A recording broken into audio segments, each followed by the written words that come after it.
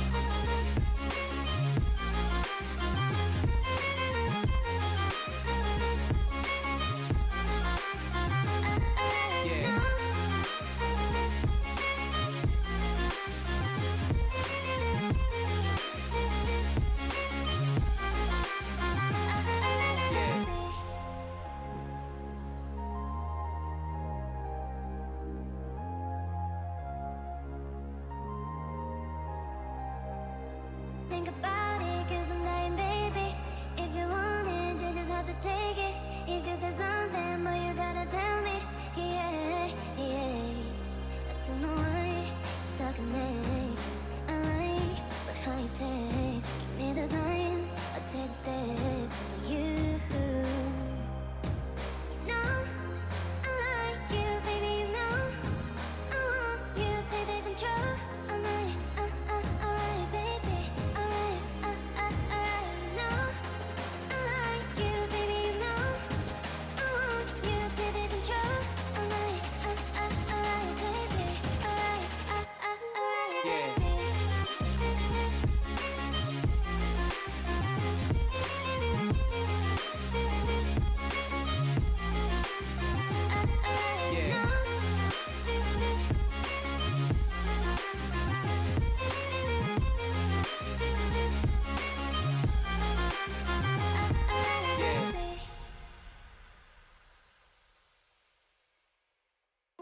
I ran up a check, I might do it again. Enemies close, had me thinking they're friends. 10 toes down, I'll be free until the end. Crib outside the city, I don't feel safe in my hands. Took so many years, I'm just waiting for the wins. I'm in debt to no one but the one who took my sins. I do it for real, there's no reason to pretend.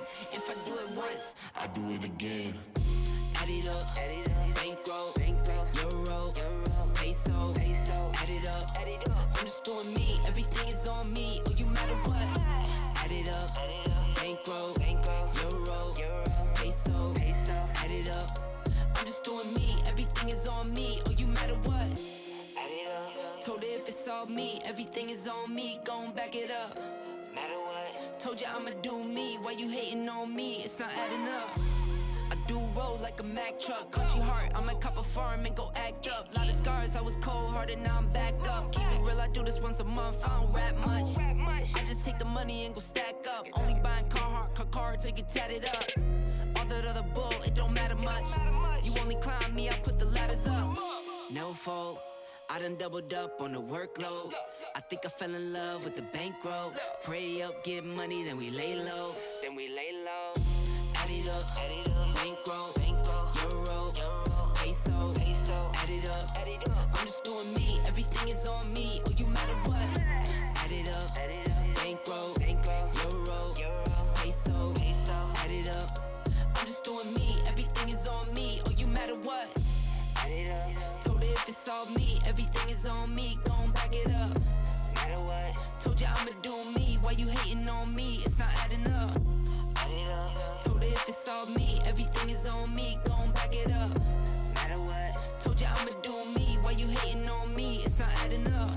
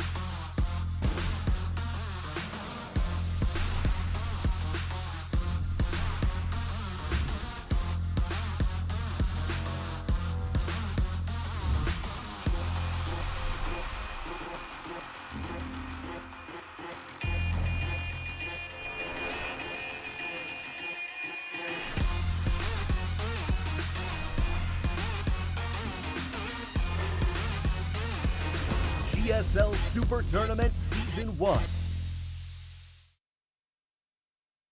Africa TV Free Cup Studio Live 2021 GSL Super Tournament Season 1.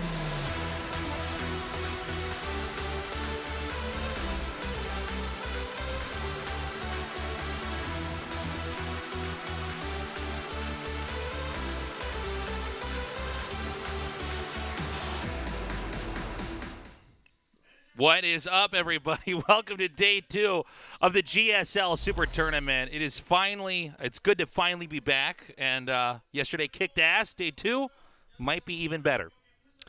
Yeah. Yesterday, it was a very long day, actually. Only the last match was quick, but everything else... About 5 hours.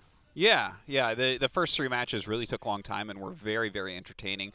Had some really great results. All the Zergs are dead. Our last one playing today. We'll see if he can do anything. But really interesting matches here today as well.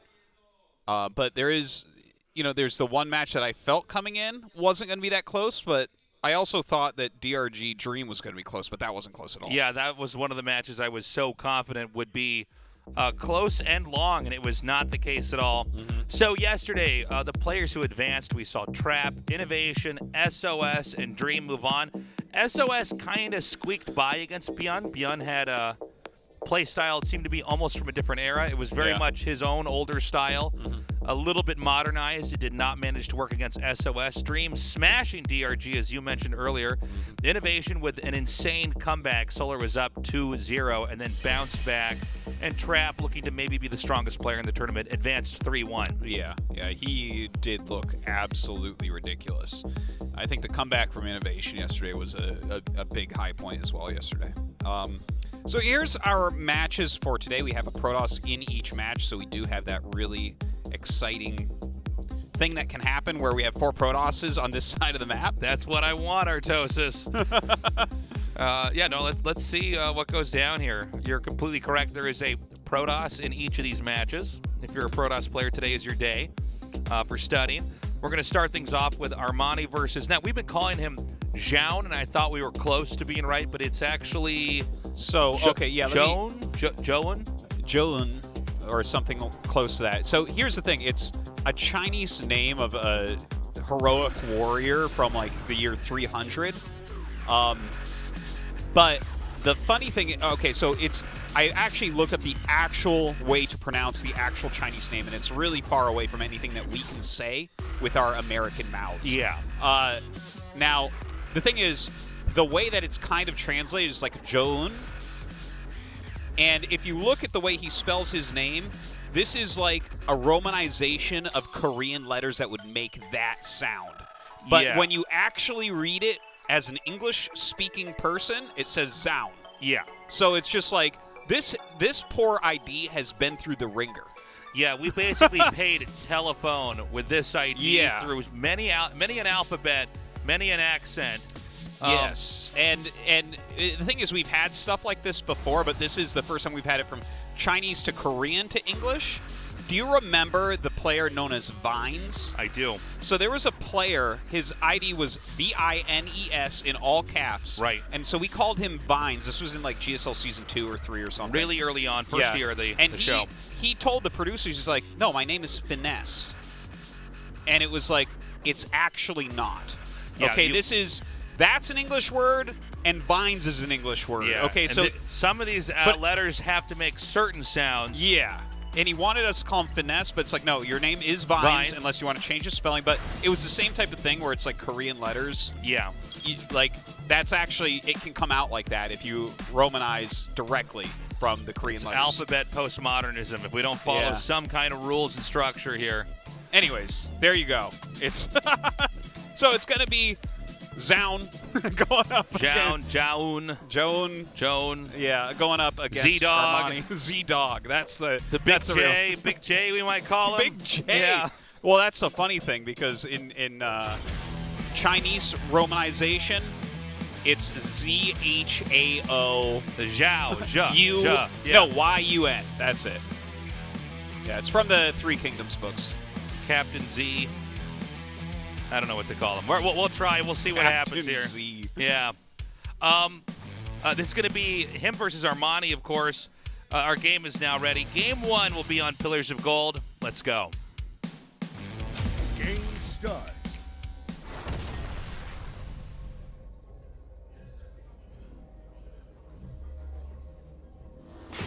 Alpha X, Zoun. Oh, see, now Zoun. The GSL voice got it wrong, too. So Well, that's the only one I know isn't right. Yeah. Everybody's saying it a different way. Africa Freaks, Armani.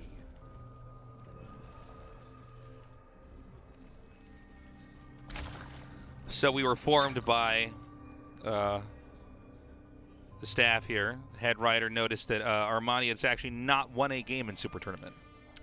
0-6 so far. 0-6. Yeah. So this is Armani's third Super Tournament. You know, it's just off of those numbers, it's hard to imagine that he'll advance, but let's see if he wins some games. I think this actually can be closer. Zoun has really shown, he's showing some really strong modern Protoss play. Mm-hmm. And Protoss seem to be quite strong right now. Yeah, they're definitely doing a lot better, which is nice to see. Do you have one player you favor here? I mean, I think Armani's good. I don't think he's going to make it. I'd favor his opponent. Okay. I think it's fair. I mean, yeah. A Dizzle, though, over here, did make a top 4 of GSL. That is true. That was a crazy time, but let's see if he can actually bring that over here. That was a funny-looking bracket, to be honest, and excuse me. And yeah, I'm not sure. I mean, Protosses are really crushing through here. Yeah, and like taking a look at, you know, when the metagame settles in StarCraft 2, like whenever we have a new patch or, you know, new maps to a lesser extent, we have a lot quicker games overall because a lot of things go right, a lot of things go wrong, a lot of mistakes are made, and people aren't exactly sure how everything will go, so basically players die. But as things settle, it's basically like a meter. Like as Stats' games improve, like as he rises to the top of tournaments, games just take longer because the metagame is settling, and we're getting in these positions where it's like you can kill each other early on in this matchup, both sides, but it's getting less and less likely. Everyone's getting better and better at defending everything, so it's like pushing it towards the end game. And it does feel like, especially watching Traps games, really properly played from the Protoss side, it seems pretty darn hard for Zerg to beat that end game army right now. With I think the feedback going back up in range was a real big help there. Yeah, I think also it's important to point out that the early game in StarCraft 2 is actually generally pretty padded for any of these, like, you've both expanded, but now I'm going to try to do a rush to you and kill you. Pretty hard to actually close that one out. I mean, the handling of all the units, the way that the UI system operates, if you have two players at like Codes level like these guys are, the guy defending just does have an advantage, and it's not that taxing to execute the defense.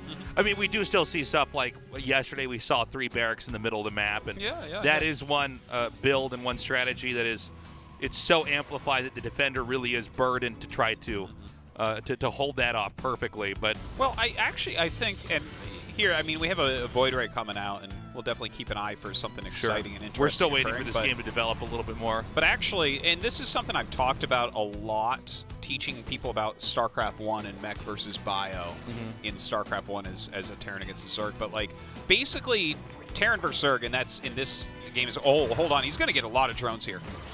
Okay, so already 3 drones going down. Really nice. 4 drones. Couple lings. 3 lings. 3 lings, 5 drones. That's insane. And both these adepts got out. You can see now it's going to be able to kill off a few more of these lings. This is a lot of value, especially as this Void Ray comes in here. Even that one adept not being killed off just yet, shading away. Absurd damage. That's I'm a little bit surprised to see. I'm not surprised to see an attack from Protoss like that. I'm surprised to see that much stuff get killed off. Yeah. Well, you're almost always seeing the double shaded. Yeah, and you're always seeing about 2 to 3 drones killed, but 5 is quite a bit, even getting some more as we're seeing this Oracle come in. Oh, excuse me, actually that turned into a Spore for a split second. Now there's more Voids being made, as well as the second Stargate, and now a third base. So it looks like it is going to be this Void Ray based strategy. We'll see how Armani wants to play against it. We saw from Dark, he was very hesitant to go into Hydralisks right away, was much more about the Queen and Fester. He did try an all-in one time against it, which didn't work as well. It does seem like the Void Ray, in a lot of ways, is this unit. It's got many functions. I mean, one is that it basically keeps these third bases safe. You're not really moving across the map to try to kill the Zerg, and so even though it doesn't kill lings that fast, if you're incrementing them out one by one, it makes defense manageable from a lot of different stuff, Lings or Roaches. Ravagers are not effective against a Void Ray that is being micromanaged. But you can also build it up over time and fill that in with the rest of your tech later on. We mentioned yesterday, and I don't think we've really talked about Protoss like this, or StarCraft like this in a while, but a lot of times Protoss is in this matchup, but other matchups as well, will fill in the core tech first, or build the core tech first, and then fill that in later on with more of the tier 1 stuff that complements and pairs with that. And I think the Void Ray in this case, through a chunk of the early and mid game, is a unit that has a lot of viability and can pair well with an army in fights. Yeah, it does really well. I think that, and it can be used end game, but I think it doesn't scale super well into end game. No, not eventually. It's pretty hard countered, but occasionally you go back into it. Right. Well, it also it mutes a lot of options from the Zerg, right? I mean, it's a lot of roach rushes won't work. Looks like Lings are being made en masse, by the way. So let's see how this actually does. Yeah, he made a lot of roaches and queens also. So it looks like Armani is going to do an all-in. This is like what we saw yesterday here from Dark. Once you see the queens moving off creep in groups like this, it's a clear signal that they are committed. Now, I'm curious to see how this is going to be held by Protoss. Honestly, I think it looks like Armani has actually canceled doing it. He made a decent amount of roaches and lings, but maybe he saw something with that overseer where it's like, yeah, I guess I'm actually not going to be able to kill this because he's retroning now. Yeah, the queens are coming back. Tree. There is no third base yet here for the Zerg. You need to get a fourth up eventually. Yeah, it's kind of funny to see him shift gears back into macro play. Everything else did signal that he was getting ready for an attack. So he invested into a decent amount of Lings and Roaches. It is going to wait on using them. I think this has to be a comfortable moment right now for the Protoss. Protoss continuing to tech up. We've got the 5 gates coming down. Disruptors are being incremented out. The Templar Archives is going to be close to halfway finished here. So a lot of the key tech that Protoss needs to fight a Zerg is on the way. He's actually going to be on 9 or 10 gates here with Disruptors and Void Rays. So that feels pretty solid. Honestly, if you're adding this many gates as opposed to working on air upgrades, an attack's coming. Like, Zoun is going to move out. He's going to try to kill Armani. Yeah. Psystorm on the way here. And this has been a very comfortable game for the Protoss overall. Yeah. I mean, Protoss is basically getting to, besides the initial attack that was effective, but I would say not, game ending in any way. It was a nice attack. He killed some drones. He's basically been able to tech up as much as he wanted. Now, I thought we were actually going to see a 3-base push here, but a 4th is being thrown down here. Yeah, that throws me off a little bit to add that many gateways but not be working on endgame tech. Yeah, I thought this was a setup for a 3-base push where you come in, you've got all the right tools. Zerg is not developed in a way that can actually cope with what's coming at him. Maybe he's just no, I don't know. He would have moved out already. So I am a little bit confused. I guess he didn't actually. He's not like consistently producing out of all the gates that he made yet. Yeah, he threw the gates down, but he hasn't been mass warping in. Yeah, like I mean, we have like 2 zealots, 3 adepts. Yeah, he could be very close to the supply of Armani right now. Each gateway's made 1 unit. Basically, yeah. I think he was ready. I guess you can also throw the gates down, and then you have the ability to warp in as your 4th is being taken if it's a threat. One thing about Protoss production, because when you have this many gates, it's like a faucet you can turn off and on. You don't need to have everything flowing out immediately. That's a good point. The reboot time for the gateways is pretty quick. And so you can almost just make the gateways and then, it's like if emergency break glass. Like, he's attacking me. Let me start warping in waves of stuff. I'll hold that. Well, I think you nailed exactly why he did it. We don't see people play like that all that often, especially with a strat like this where he had 3 or 4 disruptors and like 8 void rays, and then he adds the gates. It's like, what could possibly come that you need those for? I'm not sure. Yeah. Like I think the Zerg attacking right now would be quite foolish indeed. So, it doesn't seem like there's a good reason for the Zerg to want to attack in here. Now, because of the way that Armani's played this, he's stayed even on bases with the Protoss. They've expanded together. That is not the way we normally think of a Protoss versus Zerg game going. Normally the Zerg is outpacing the Protoss as the Protoss tries to rein that in and control them, but the matchup's a different matchup now. I am curious to see, though, if this is proper or a little bit too conservative from Armani. Yeah. We're just back in StarCraft 2 here, 2021. We need many more games to develop in front of us before we really can get a feel for where things are at. But right now, just from what I'm used to doing, this seems a little bit slower on the Zerg side. Yeah, I know what you mean. And as far as Zoun goes, like, he has his own style, and I definitely very much respect that. The way he's playing this, though, I do get just slightly confused on. Is he going to go like 2 groups? Is this what we're going to see? Because it feels like he has a lot of overlap with his units, like making carriers and immortals at the same time. It's not generally 2 units that are made together, right? They kind of counter the same things. Nice harpooning here by Armani, completely destroying those disruptors. Now we've got Zealots over here. I don't think there's lurkers there, but I think with that much defense, you might not be able to attack in there with just Zealots anyways. Well, when you're on this few bases, you know, you talked about how he didn't really expand all that quickly, but one thing to be said about that, when you're on 4 bases, you can go defend in like 2 seconds, right? Like, yeah. You're not ever that far out of position. Well, a lot of Infestors on the way, Neural as well.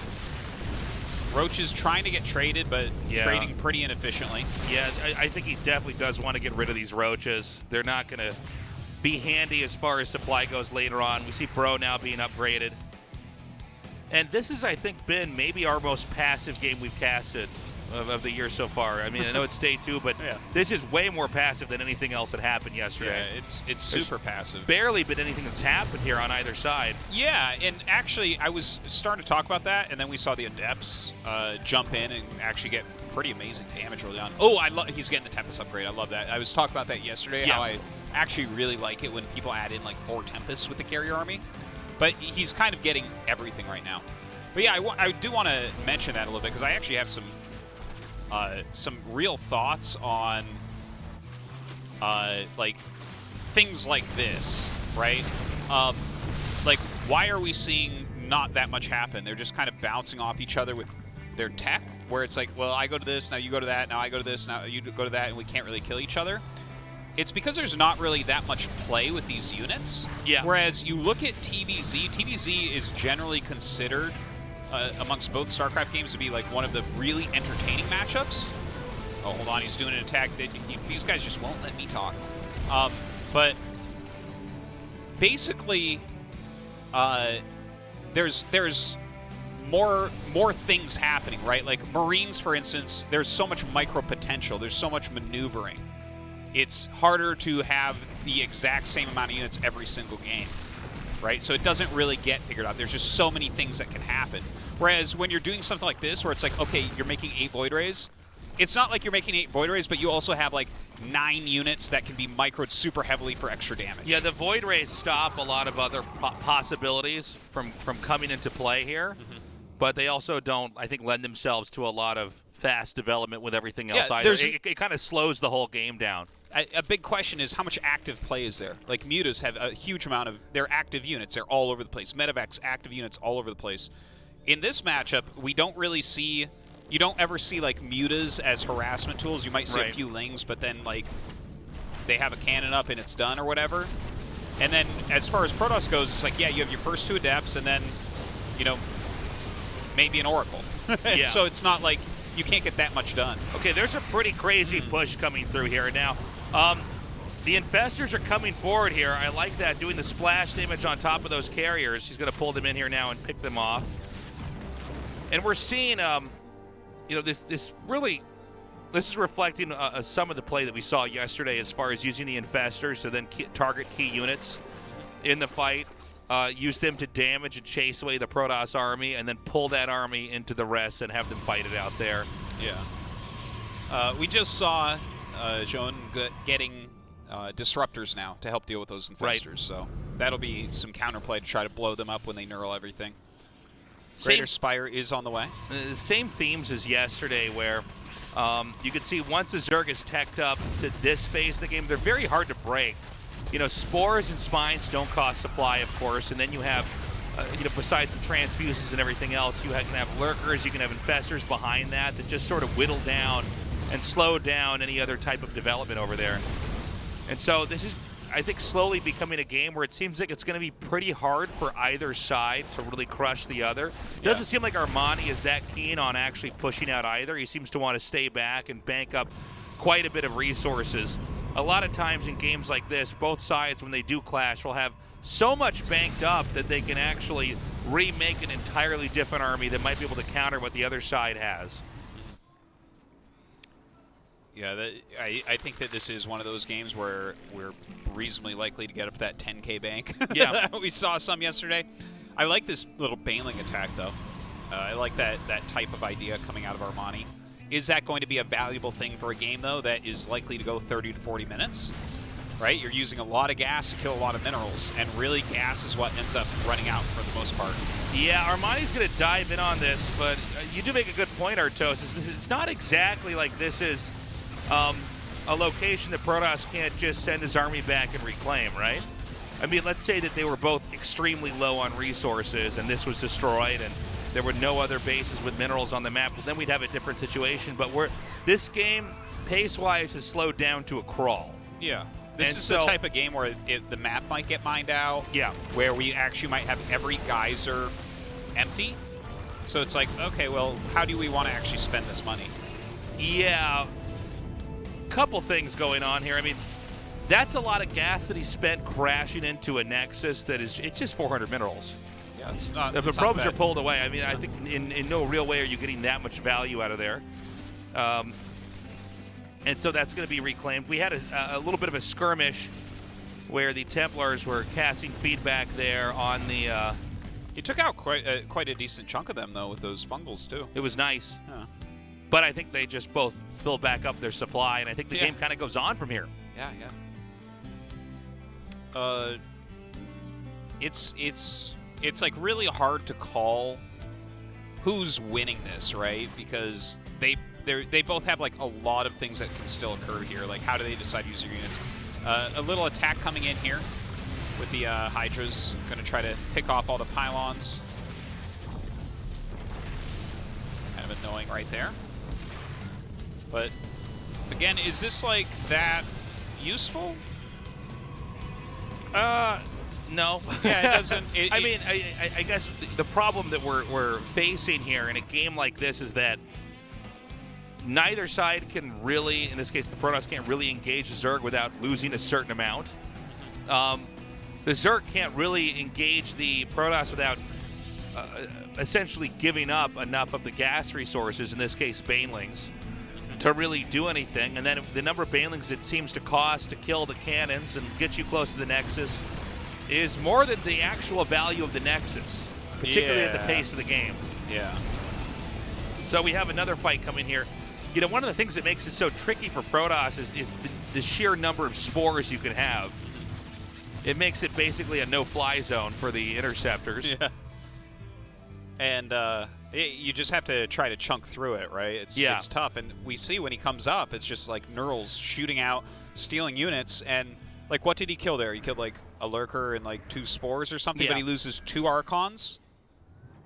Well, I mean, that's good for Armani again, right? That's 600 gas of units. He is trying to utilize the disruptors to make this a bit more efficient. It's tough, though. It seems to me like Protoss almost has to play the game of preemption. Like, don't let them actually get the hatchery up. Because once they've got it, this is actually an old idea in StarCraft 2. There's certain matchups, and this is one of them. This happens actually in Brood War PvZ as well, where if there's certain spots somebody gets an expansion up, it's like, you can't get in there now. Yeah. You know, there's actually, you said something really smart about that last year that I actually went home and wrote it down. It's something to the effect of, like, sometimes you just can't kill a base. Oh, yeah, you just where give it's up on like, it, yeah, and that's a real thing. Sometimes you should look at a position and say, yeah, I can't kill that, and then you're like, all right, so they have that. They have that now. Just leave it alone. This is going on for even longer. Now, here we go again. Same idea. It's like, how much gas is that?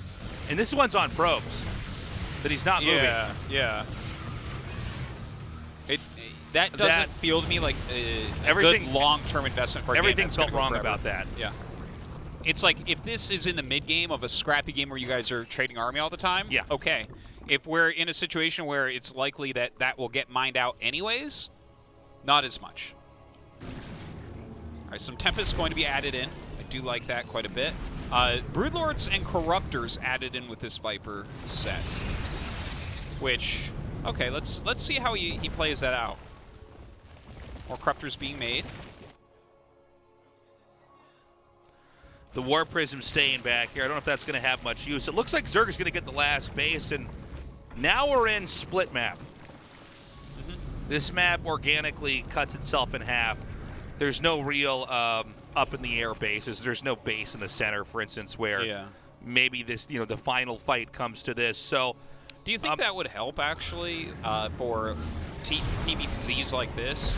If you had like a base in the center that's like so hard to hold, but it has resources? Maybe. I mean, yeah, I would think so. I could see that like forcing some kind of a fight. Well, the thing is, the Zerg didn't overexpand ahead of the Protoss here, so this is not the normal meta, at least as far as us casting this, where we say, well, the Zerg is going to mine out first because he expanded the most. Well, so I'm not sure exactly. By the way, eventually we're going to see our Protoss probably give up a couple more probes.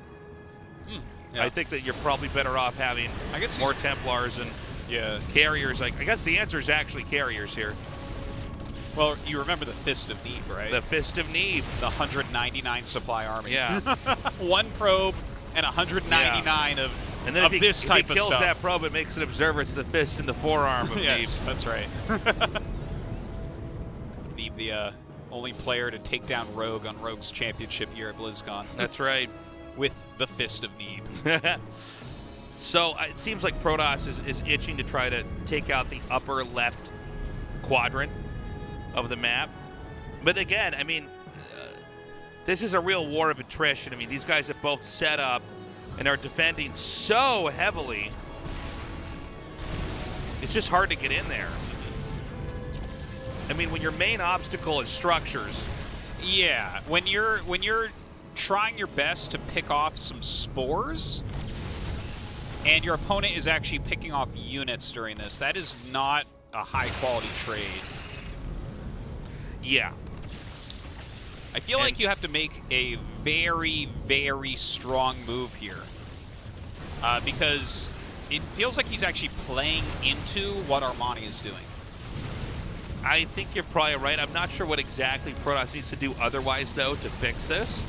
Other than to maybe not try to play a drawn-out game. But I tell you, I have some ideas, like, to start us out right. Like, you can do things like have a mothership and a nexus on opposite sides of the map to do recalls back and forth to nail areas.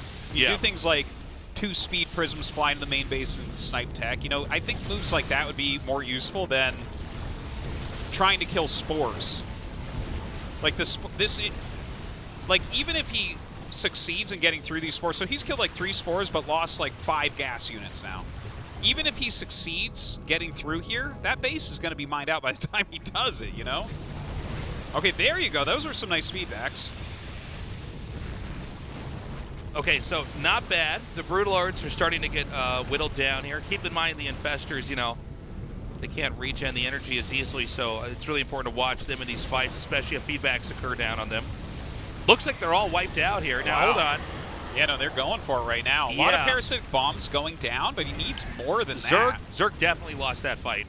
Yeah, and he just got the shields off the Protoss army. Yeah, we have some more Interceptors remaking. Looks like he wants to just come back up here, group up again. Templars are going to be used to fill in. And I like the fact that more Tempests are getting incremented in as time passes.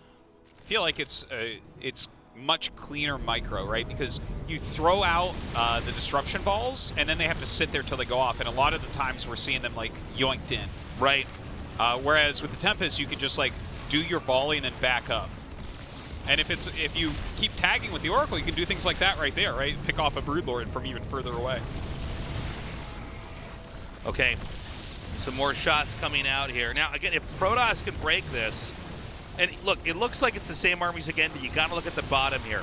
Protoss traded effectively, particularly when it comes to gas. Zerg is almost spent. It's almost down to 0. And let's say that Protoss wins another engagement here and forces a lot more gas units out. That's going to hit 0 very fast. Yeah, Armani having a hard time keeping that gas around. We saw some nice play right there. He stole a disruptor, tried to get the Templars. It didn't really work. Wow, some good storms going down. Does do a couple more steals with the Neural. I think he has enough corruptors to clear this. Does he not? No, I don't think he does. There's so many parasitic bombs on everything. All the shields are gone. Like, if he's doing that, he has to dive on them when the shields are gone. You can't let him go back and heal. Is there a Templar under this? No, he already lost them all. Lost them? Okay, yeah, I don't see one here. Ooh, those are like really low. I feel like you are supposed to attack here. I don't think he's quite got... I think he's got enough, man, to kill it all. Thing is, now Protoss is breaking through here, killing the drones. This actually may be the He's targeting the final He's push. not targeting. Here we go. Stalkers are going to come in here. Yeah, there you go. Yeah, Protoss wins.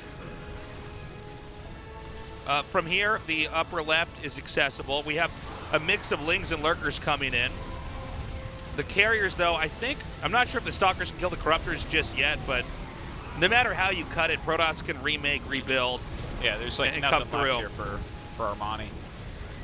Wow, impressive first game here. Almost a half an hour of just like back and forth fights over this no man's land where eventually, almost like a long arm wrestling match over time, Armani it just doesn't have enough to hang on, is broken.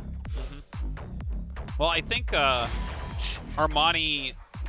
His like supreme late game ZVP, there's some mistakes he's making, like the Banelings we pointed out several times. I don't think that's a good play. Very wasteful. The Broodlords on the defense, I think that's redundant. You don't need that. The Broodlords are much easier to pick off than every other unit that you have. The Lurkers are just going to do a better job. So I think he was just like a little bit wasteful. We even saw the Hydra attack where it's like, oh, this was not, you're like killing cannons with Hydras. Yeah. Like that's not the trade you're looking for. No, I mean, it just, minerals, when you go to super late game, in this matchup, minerals are not as valuable as gas units. And although the Baneling is one of the best units in the game, when you get to super end game, it doesn't give you the same kind of value, especially not when you're killing bases. Yeah, no, it's more of a tempo unit. Yeah. Alpha X, Zoun.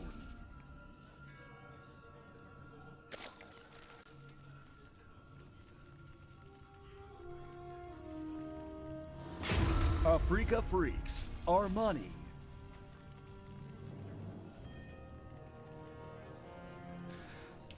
So we had, I think, and look, I know it's been 2 days, but that's the most passive game we've seen. That was a very, very slow game. I mean, we did have the little harass with the Adepts early on, but that's basically going to happen almost every game. Really, though, it was a game where both sides were playing defense. The map was consumed on each side, but a lot of the decisions that Armani was making, he was behaving almost as if he was in a neck-and-neck fight over territory. Yeah. He treated those Banelings as if it's a counterattack to the Protoss, where they're going to lose something and have to turn around, when in reality he just pulls the probes away, the Nexus explodes. Gas is gone forever now. Baneling's going into a structure to destroy it. It's remade, and you saw at the very end, whose gas ran out first? It was Armani's by a lot.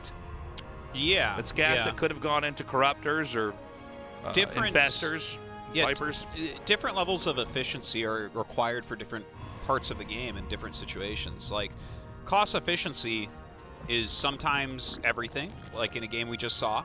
Because that turns into like, okay, we're both literally mining half the map, so who's more efficient actually chooses who wins. Right. And then you have games where you can actually play completely inefficiently. We see some of these, especially when we had that short time in the meta where like Zerg vs. Terran was Ling Bane. And we saw games where like Dark would make 80 Banes and just literally roll through everything. Yeah. Right? That's inefficient, but he has that tempo advantage, and he can pay for that because he has so many bases. He just needs to be explosive, killing everything, right?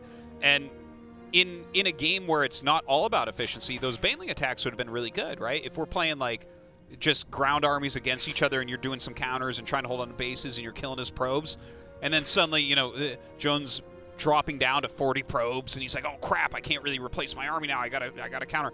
Yeah, those are great moves.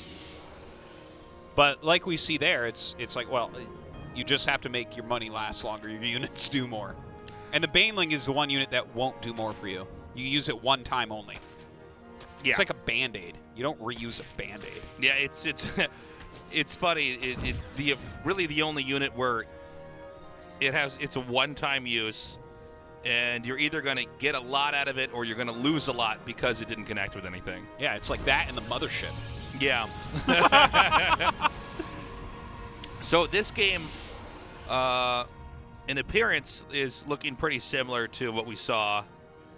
Yeah, it is. In the last game, where the Void Ray is going to come out. It does seem like the Void Ray negates a lot of the stuff that Zerg might want to try. Yeah. Now, let's not forget, we talked about it for like 30 seconds, and we thought it was going to be a big deal, and then it wasn't. But it looked like Armani was actually gearing up for an all-in. Yeah, he had his queens ready to go. He made a bunch of lings and roaches, and then he stopped. Well, maybe this time he'll actually go for it after experiencing that late game. You know, this Void Ray build. Oh, look at this. Oh, I like what I'm seeing actually out of Armani here. He's throwing down an evolution chamber. I bet you he starts melee with that. Maybe. I think that could be an interesting play. That at one point that was the counter to double Stargate plays. Now we don't know if this is going to actually be double Stargate. We'll see. Yep, he just canceled a Void, started second Stargate. So slightly different ordering for Zoun this game. Oh, it's actually a carapace upgrade. Okay. But I was going to say, like, +1 melee used to be a really good build against double Stargate builds, because Stargates, it's like they don't really deal with lings that well, right? Void Rays want to fight bigger units. Yeah, Void Rays want to target like a Roach or a Ravager or something like that, but a lot of lings, it's just too many targets to eliminate, and the lings are going to deal damage much more quickly than the Void Rays could defend. But yeah, this particular build, and we're seeing it pop up a lot, I think Zest was the first one that showed us this in GSL last year, but the Void Ray third base type of thing where you have at least 2 Stargates, it gives you such a clear path to endgame as Protoss. It's like, it's a very clear path to 4 bases, splash damage, and carriers, that it kind of almost automatically sets us into this situation where the Zerg can't really attack you because you're safe against everything, but your army is not good at attacking. So you can't attack. So it becomes this kind of laid-back game where everyone gets everything that they need and want. And we get one of those really slow games, like you said, a very passive game where each side is just building up. Here comes it's not like you can do extra fancy things with these Voids, right? Okay, he came up and he's denying those rocks. Is there something else he can do now that's like a fancy move? No. It's a Void Ray. Yeah, it doesn't seem like there's anything tricky you could try to pull off, really. It's not that many tactics. It's sort of a fix-all. Yeah.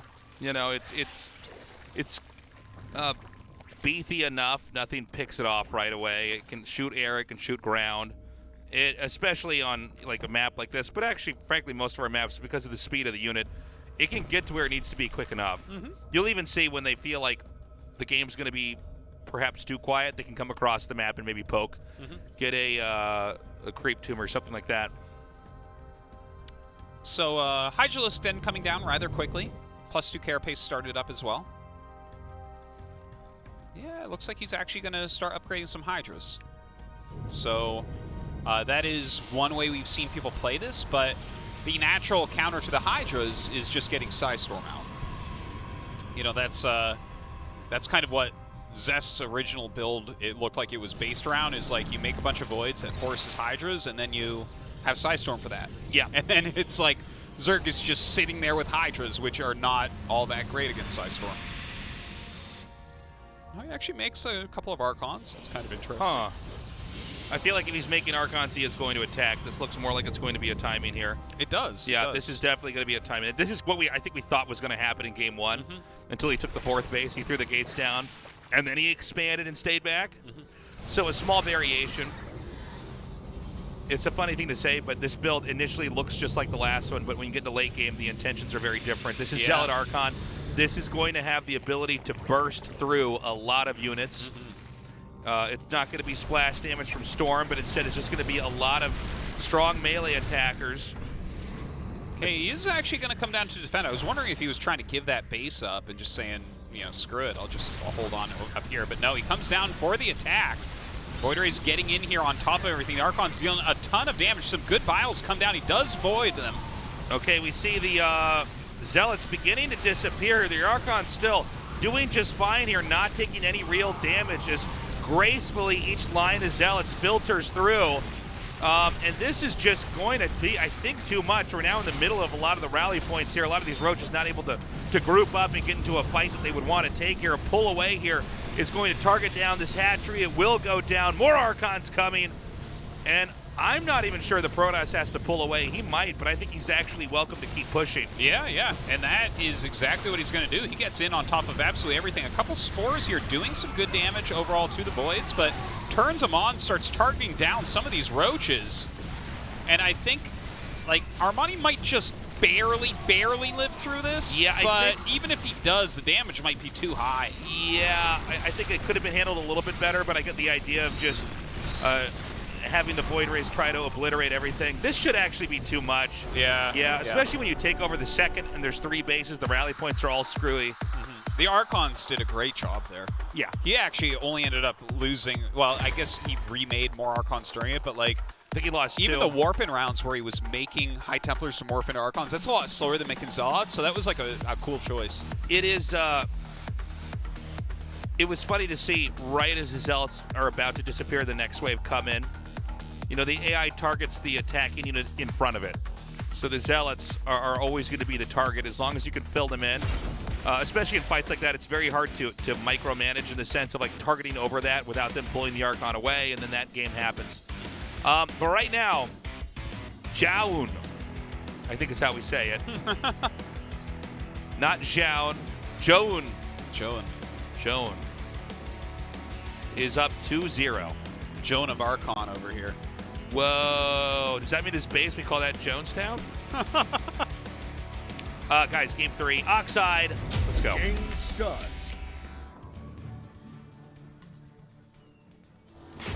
Alpha X, Zone.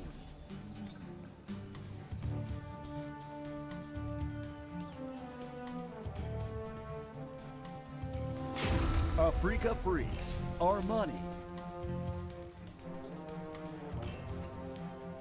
You know, I think that was it was really nice because the two builds looked so similar. Yeah, I thought honestly when we started casting it, he was going to do the same thing. I was primed for it. yeah. He, you know, he didn't go for disruptors. He just went directly into it. Also, he changed his ordering. Instead of second Stargate, third Nexus, he went third Nexus, second Stargate. So there were definitely some little tiny differences. But as Armani, it's like, how do you read that? Each Protoss probably has his own little way he tweaks this build. So it's a good mix-up, I think, from Joan. He's looking really strong. Now, what's going to happen in Game 3? Is there a third branch in this Void Ray Turtle macro build? Well, it's a bit of a different build here from Armani, right? Looks like he's getting quick gas probably, and the pool first. I wouldn't blame Armani for wanting a different game here. Yeah. Maybe play a slightly more aggressive game. Do you think there's any chance like Banelings, or does he just want to get quick speed? I think either's fine. I mean, I think especially after you have 2 games like that, one game where you get crushed by turtle play into timing push, and the other one you get crushed into turtle play into like end game. You know, really, the game 1 is really a game about like trying to. You're watching resource usage, and he got played on that one too. I don't blame him if he wants to just try to end a game. Now, he hid a couple lings behind his geyser. He's making a lot of lings. So this is going to be an all-in. And again, I do not blame Armani for doing this. I think he's probably fed. Oh, great. Love this one. Well, it might be masked perfectly. I believe we've seen 0 people in GSL hold this so far. I think you're right. Yeah. And I think it was Solar who came up with this one.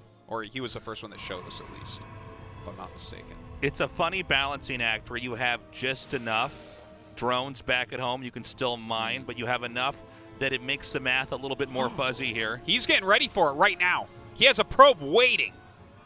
Get it up! Oh, and he holds. Like, I guess there's still some chance he dies, but this is a great start. That's where I think he has to try to SimCity the, oh! Damn. SimCity the entrance. Ridiculously well done. Another depth is going to be popping out. I think he's held it, man. I think Armani is not having a good time The here. edge of that pylon, it doesn't seem like the damage can come in fast enough to curb its growth. Yeah, yeah. A lot more things to be made. He is going to punch through. He is punching through. The probe's coming up to fight. That was a lot of time for these adepts to shoot down Lings, though. Yeah, all you have to do, though, is hold. That's it. Yeah. And wait, is this batter going to finish before the adept dies? Are you kidding me? Oh, GG. Man. 3-0, making Armani 0-9 in Super Tournament. Yeah, and he lost 0-3 to a Zerg player, 0-3 to a Terran player, now 0-3 to a Protoss player. That's rough. Armani running the gamut of who to lose to. Nice hold. I don't blame him for rushing. I think most players would have done something similar, like, okay, let's just try the opposite. We can't win in the long games. Let's try a fast one. Does not work. Joan of Archon. Joan of Archon. Moving on. One of the Jonas brothers. He's looking good. Looking strong. He bopped him. He did. He bop. really did. Wow, Zoun of Alpha X defeats Armani in a 3-0 clean fashion. Congratulations. Thank you. 네, 3대 0으로 Wow, 3-0. 마지막 적응하다 Such an easy win for you today, Zoun. 소감 어떠신가요? How do you feel? 일단은 Well, first of all, 준비하면서 초반에 while preparing, 신경을 많이 썼는데 I try to focus on the early game. 초반에 이제 마지막 세트만 해가지고 좀 마음 편하게 했던 것 같아요. So yeah, 사실 it went well. 박한솔 선수가 박진혁 선수에게 갚아줄 게 있었잖아요. 네. And Zoun, you had to take revenge on Armani, right? 좀 연습하시거나 So did you 있었나요? prepare especially for the revenge? 분석 자료를 되게 많이 주거든요. Well, the team gave me a lot of data to analyze. 계속 생각했어요 머릿속에서. So I kept analyzing that, and then I kept having that in my brain.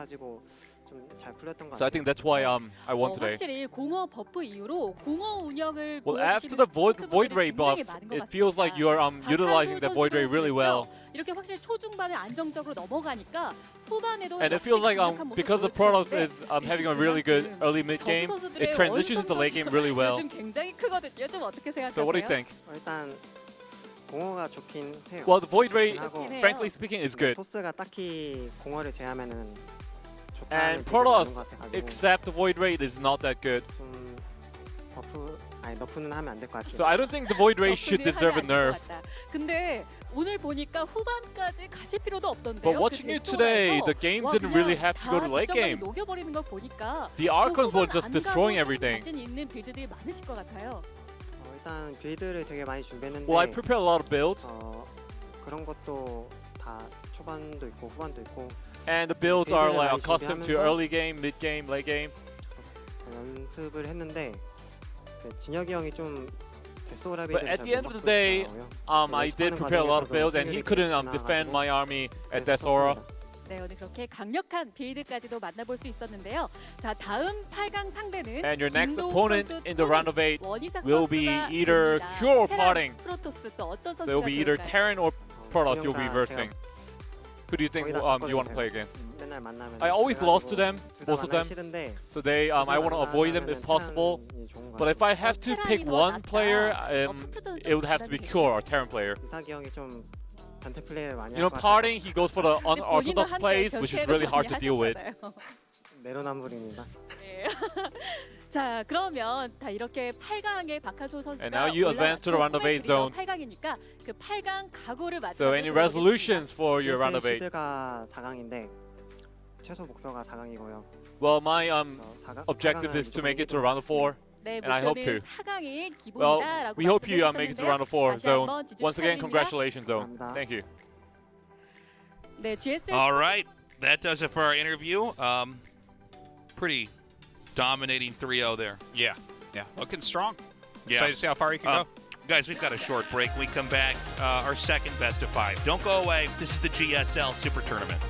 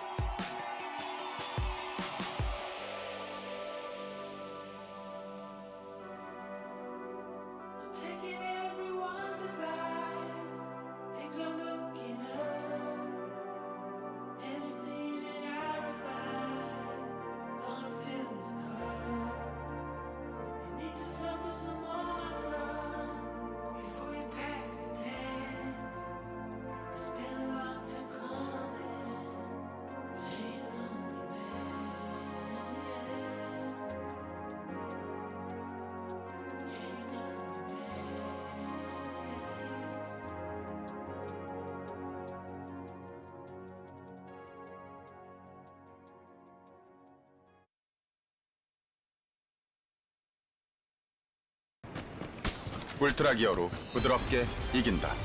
LG 울트라 기어 게이밍 모니터. 울트라 기어로 선명하게 이긴다. LG 울트라 기어 게이밍 모니터.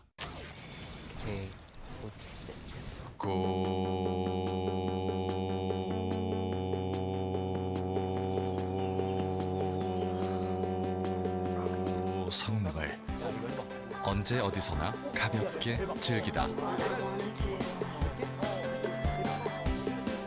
지포스 GTX 1650 그래픽 최신 인텔 10세대 프로세서 탑재. 고성능 노트북의 새로운 기준 LG 울트라 기어.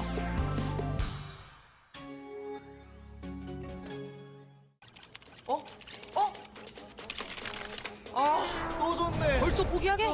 아니 이번 시즌은 꼭 다이아 찍는다며. 아 그럼 빨리 달려야지. 달려 뭐해. 놓쳤다면 쏟아부어.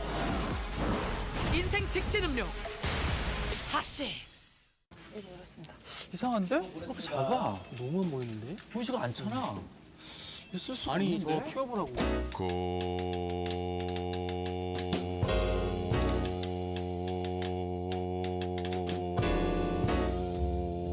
성능을 17대 화면으로 언제 어디서나 더 크게 즐기다. WQXGA 초고화질의 17대화면, 16대10 최적의 화면비, 고성능 노트북의 새로운 기준, LG 울트라 기어.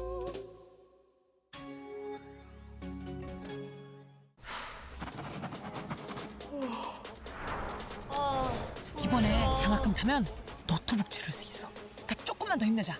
Let's go.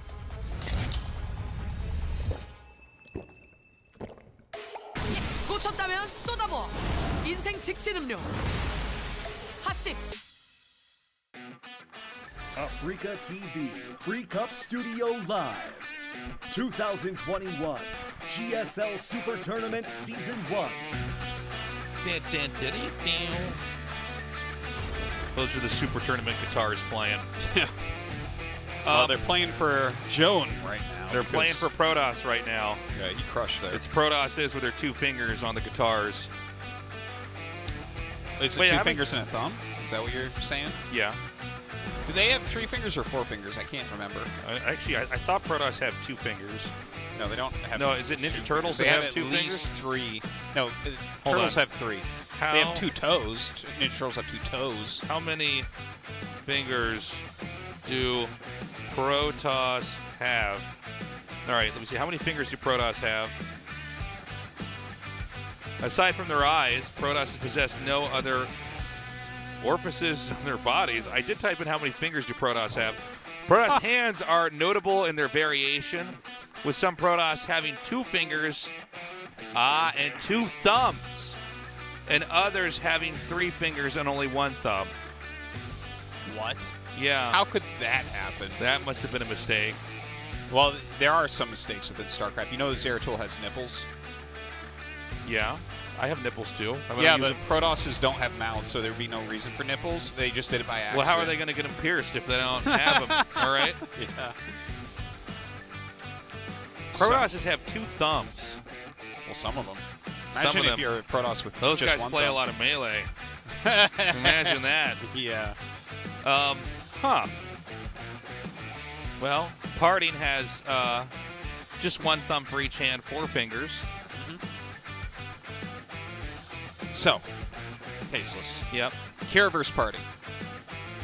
I'm excited for this one. I'm leaning a little bit towards Parting, the wild child. Kira's in really good shape right now. Yeah. He's very strong. Yeah. A lot of people think he's going to go far in this tournament. A little bit excited to veer away from a PBZ after that last game. Seemed to be a little bit static. Well, PBTs for the rest of the day, my friend. Yep. I welcome this. Protosses have been crushing it. The Zergs are endangered. They're going extinct right now. There's none left in the tournament. Yeah. We have but 2 Terrans, 3 pros. But historically, should we be like maybe a little bit smirking for the Sartosis? Yeah. Yeah. I mean, I'm kind of okay with it, just 1 tournament, you know. Well, but I don't know if it's going to stay like that here with Protoss or not. Yeah. That's the other question. Well, it's kind of this exciting time, right? Because we haven't had a patch in a long time, and Protoss are starting to win just in time to get nerfed again. Yeah. Yeah. So that's so exciting. I'm sure everyone's better happy for the about Zergs, that. and they can all dominate again, and we go back to where we started. Yeah. All right, guys. Game 1, Kira versus Party. Start.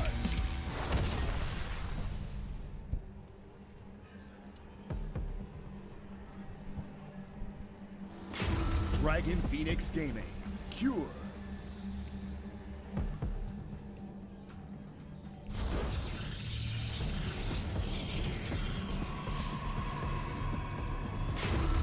Party.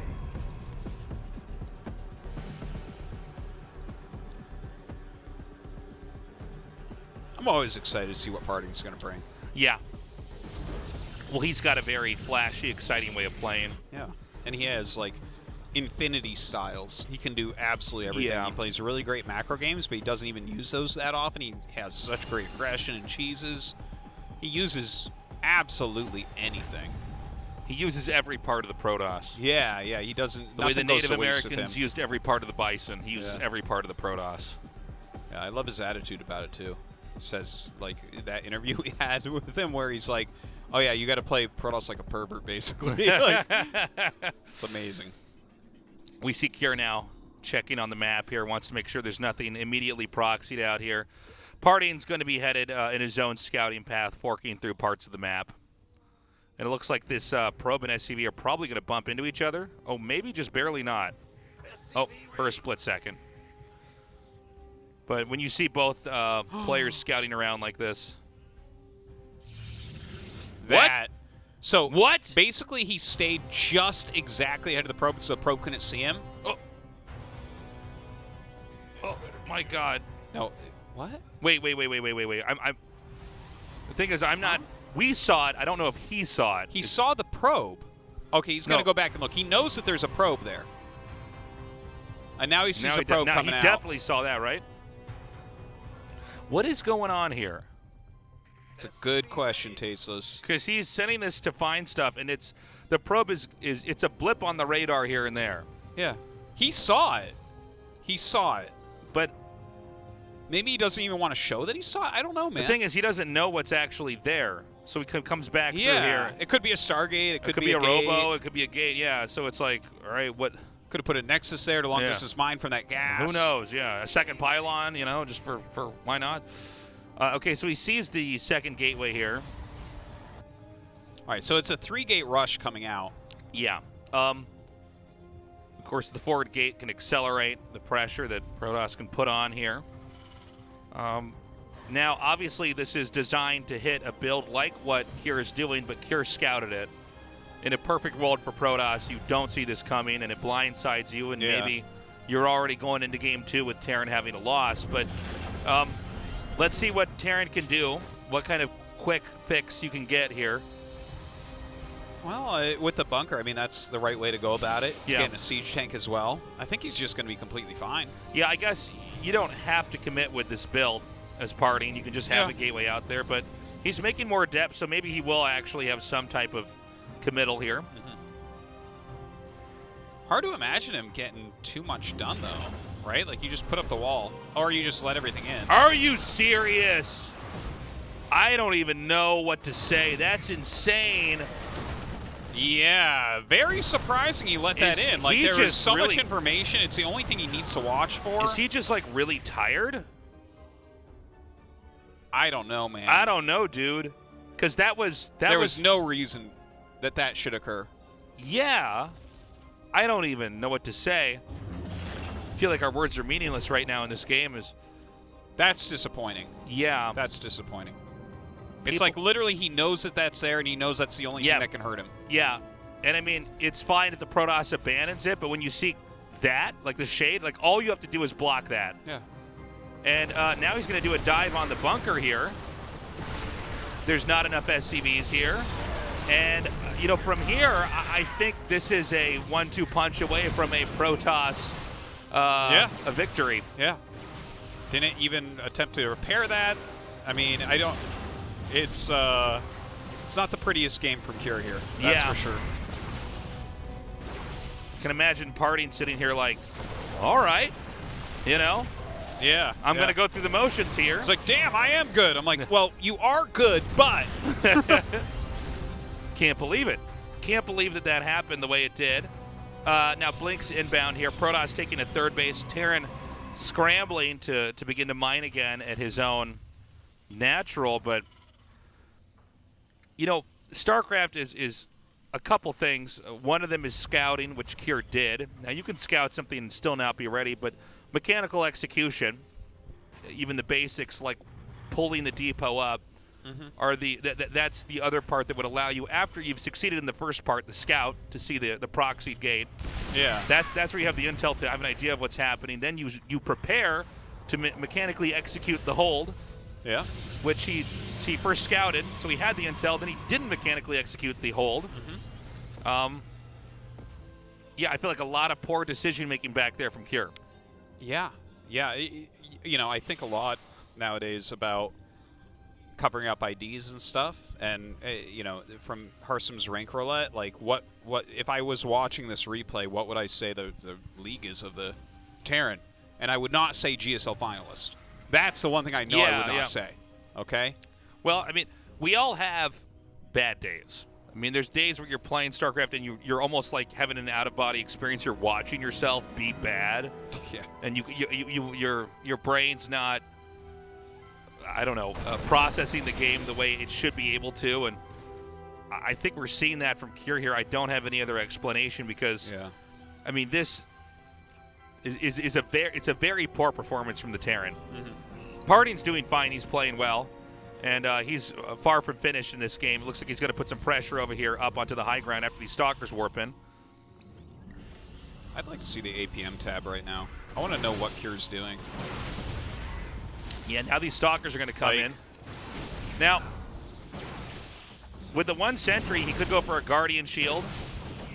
Terran is staying back, and I think he's going to try to inch forward with his tank. But, of course, when you siege up, then you back up. That's going to allow the Protoss to probably warp in. And these are going to be Zealots, which you can use to then try to dive on top of this. Yeah, you can tank a lot with that. The fact that he warped in the Zealots, I think that's signaling to us that he wants to try to stay up here at least for a little bit. He's going to go ahead and abandon it now. Nice escape. Yeah, ends up holding that. Loses a lot of SCVs, though. I mean, Parting's on 3 bases, getting Psystorm and Charge. He's got Cure locked up tight. Not sure what the plan is from Cure. Yeah, I don't know. Cure is still in the game, but Protoss is now taking a 4th. So we're going to have Protoss doubling the bases. Nice snipe there. This is a pin technique where if Terran were to unsiege and walk out the entrance, the Stalkers would run back up and blink into the main. And so you basically have to have your base very effectively sealed off before you can have any movement. But there's Stalkers and Zealots, and that's 2 Templars inside the Warp Prism. So, you know, a storm in 10 seconds is going to be prepared. And a couple good storms, too. With just Zealots and Stalkers can completely wipe an army. Again, the wall is not set up there, so 1 good storm and a second one in the back is going to shred this army. We've got more infantry coming down here, but with Zealots coming in, is this actually going to be enough for Cure? His army's getting smaller and smaller, and so are his chances of winning this game.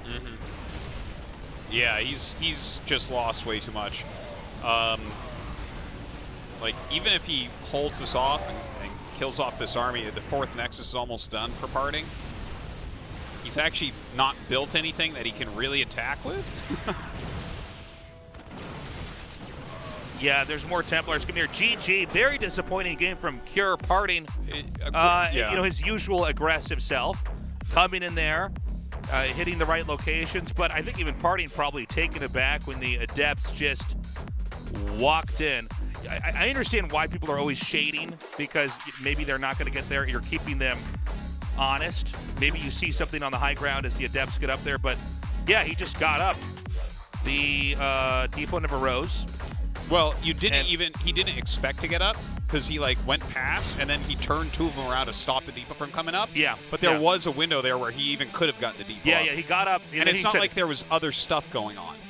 That was a grossly disappointing game for Cure. Right outside that's scouted. Yeah. Right outside the entrance where it's like, well, now you know exactly what he's doing. This only means one thing, an attack on the front. Yeah. And really the only way that can go wrong after your bunker's up is if they get up past your wall in with the depot lowered. So Cure, I don't know. Let's see how he does in game 2. That's going to be on Oxide, and that's loading up right now. Game starts.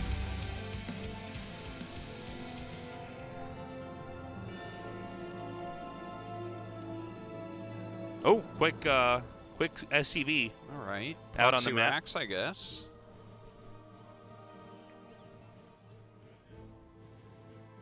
See what he does with this. You think just Proxy Rex Reaper, maybe? Yeah, maybe. I mean, is there going to be a second SCV sent out here? I see. Hold on. Normally you don't go like double proxy. I've seen it, like double proxy against Protoss, but I don't like. I think just a Proxy Rex is fine. So this is going to be made right down there. Is this like a float, you think? No. Well, okay, he's rallied up Reaper. But does the core see that? It might, and it might just block the jump path of the Reaper, so... Yeah. I'm not sure about this. Like, I mean, just looking at that, I can't tell, like, where the vision's going to pop up, but let's just keep an eye out for that. Now, if it's a float... I mean, we Doesn't saw look the like it's a rally, float, but yeah. if it's a float, let's see if it's that too. It's close enough it could be. Well, the core probably until it finishes won't see the racks at least, right? Well, you can see the observers checking here too. Yeah, that doesn't. When it finishes, it'll see it, I think. But you can't jump up there. Right? Yeah, because it's I think walled that off. blocks everything. And I do feel as though this is pretty standard building placement. Yes. You're like, well, for sure. There's just one spot where a Reaper can come up, and I'm against a Terran. Those guys can make Reapers, so I'll block this off. Let's see if there's a little edge there. I don't think so, though. Yeah, maybe he knows the placement better. Nope, Yeah. it does not work. And so this is going to go around. Now, it's not like the strategy's been stopped. It's just been delayed for about 3 seconds. It's going to come up here now. All right. Maybe. Yeah, I mean, one probe going down. That's nice. There is a stalker being made. Ooh. Oh. Doesn't want to be losing this to probes. No need of that. Now, there's a Zealot attacking this. Oh! Ouch. Kills the SCV as the barracks is making. I'm sorry, factory's making, excuse me. And kills the second SCV. Now, you can eventually get a Hellion out of there to fight that, but, you know, how long is this going to go for? Well, he's sending back over a stalker as well, so that's kind of annoying. But with the double Reaper, he can just chase it away. All right, some nice micro there from Cure. Now, here comes that Stalker. Reapers are not great against fighting Stalkers. Stalker's a better unit, basically. Yeah, yeah. Of course, the Zealot can't do anything just because of the speed at which a Reaper can move. Oh, got to be careful. Loses that one Reaper. Oh, some poor micro there. If you get them away in time, they can regen, but yeah. If the Stalker's close enough to shoot it, I mean, that's basically what they did to change the Reaper, is it regens, but it dies in almost any kind of fight. It's purely a harass unit. Now, from here, there's a bit of pressure over on the entrance. There's a counterattack as well, as the two Reapers and, two Reapers and the Hellion are going to come in here. This is a much scrappier game. Little fights going on all over the map. Well, I mean, he gets up with some units here. Not a ton of micro going on, but he is picking off a decent amount of probes for parting. Yeah, he's got 8 probes already. Overall probe count, it's 23 to 27. Parting is taking the lead here, but this has been kind of a crazy game on all fronts. Yeah, some idle SCVs here. He's not trying to do anything to that Stalker. Just the mine dies. Okay. Blink is coming. I think things may calm down from here. We may end up with a Observer and the 3 or 4, I guess in this case, 4-gate Stalker coming here. I think Parting has weighed and measured Cure in this game and decided that, okay, you're playing kind of sloppy. Yeah. Well, and that maybe I could just come in here and punish you. The Terran might overextend, attempting to acquire a second base. This game is really like a dumpster fire, but the dumpster is also falling down a flight of stairs. Yeah, this game is like a dumpster fire flying into the sun, but then when it hits the sun explodes. Yeah. And all of life is destroyed. Yeah, and rightfully so. Everyone's ready to go after watching this game. Yeah, everybody's watching that dumpster fly into the sun and nodding their head with one tear coming down. Yeah. Blink's 10 seconds out. So as the 4 gates finish and the Warp Prism becomes a factor, we're going to see how Cure is at holding this. But again, I mean, the barracks in a location that Protosses just block. I feel like on this map, especially in this matchup, that's a place you just block. Yeah, you just assume. I know that a lot of pros don't, especially just try to make one Reaper proxy to run up the one jumping spot. Yeah. The Reaper can go, and so in that sense, maybe there are some ideas at play, like nobody good does this, so let's actually do it because he might not have prepared for it. Yeah. Well, this is the attack from Parting, maybe not doing as well as he had hoped. That auto turret really helping to push that back. I think Parting may have miscalculated how strong he would be. I mean, it's been a funky early game. We never really have games quite like this early on. Oh, wow, he's just out of range of the tank. That's crazy. And so now he can mount a pretty aggressive attack. Yeah, he's very good in these types of situations as well. That's this is scary. Yeah, he just jumps on top of the tank as the sieges. The tank is not able to get a shot off there. Trying to juggle these stalkers in and out as they're starting to take damage. Good control here by Kjær, trying to target that one stalker on the low ground.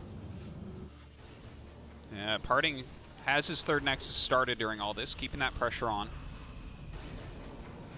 Now, everything in disarray for Kjær here. Okay, the Viking just sitting alone against Blink Stalkers and a Prism.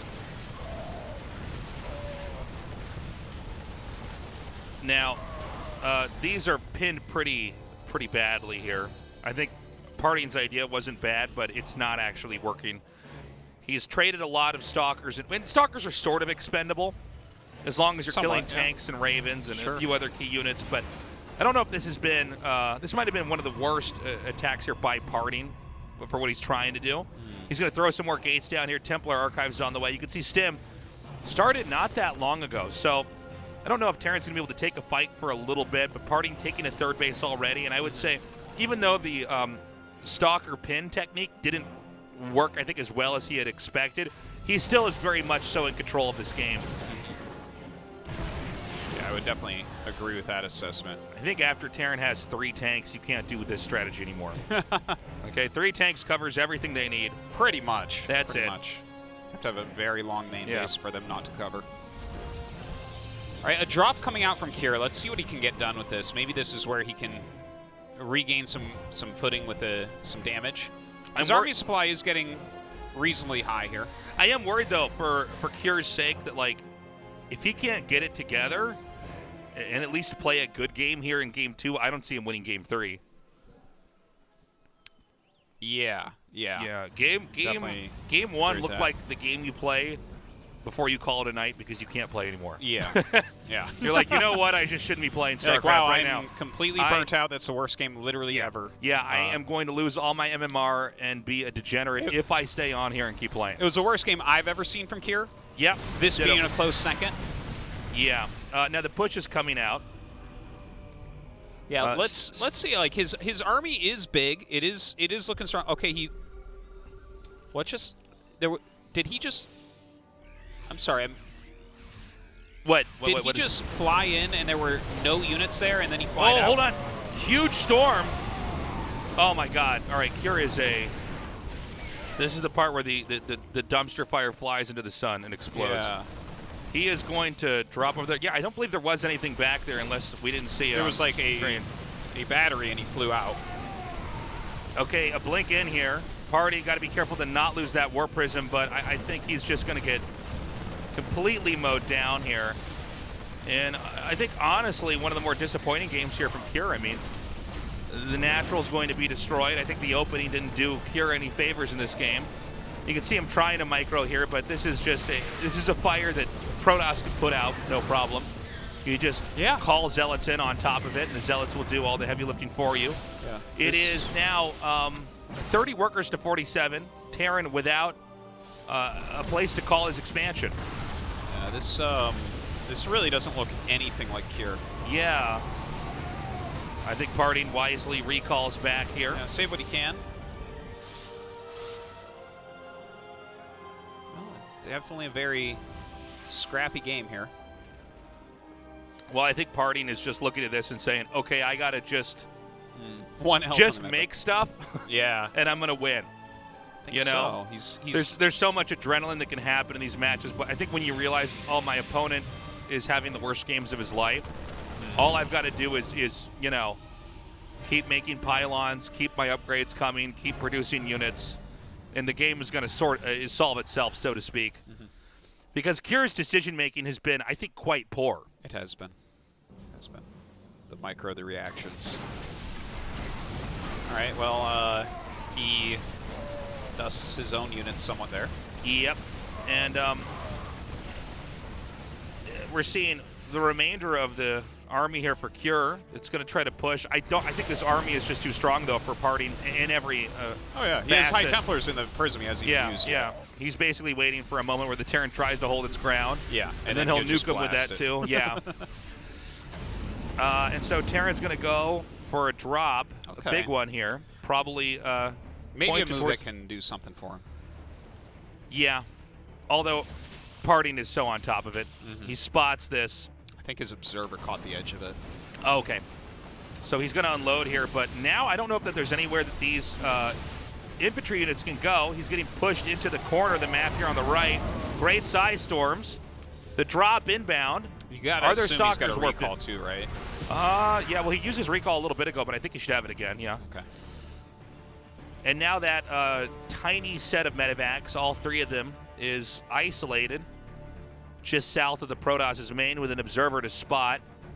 So I think you make a modest ring of stalkers there and then send everything else southbound towards this base. And, I mean, there's not much else to say from here. I think Protoss has pretty much won. Cure is battered, bruised. His decision-making has been poor. His attacks... He's got no real attacking even poorer. coming. Yeah. I mean... It's 34 he's making some SCVs ghosts. to 71 probes. Yeah, he's got +1 attack. He never even started his +1 armor. He's not making SCVs. He's not making a command center. He's not trying to do anything with his medevacs. He's making a depot. He's just not making SCVs. And 34 is not that sweet number. You go, you know That's what? the number you're going for, Yeah, man. you're like, no, hold on. You're there at like 2 minutes. Yeah. He's going to come out here. Storm's coming down. And this army is bust. I mean, this is Protoss is more complete.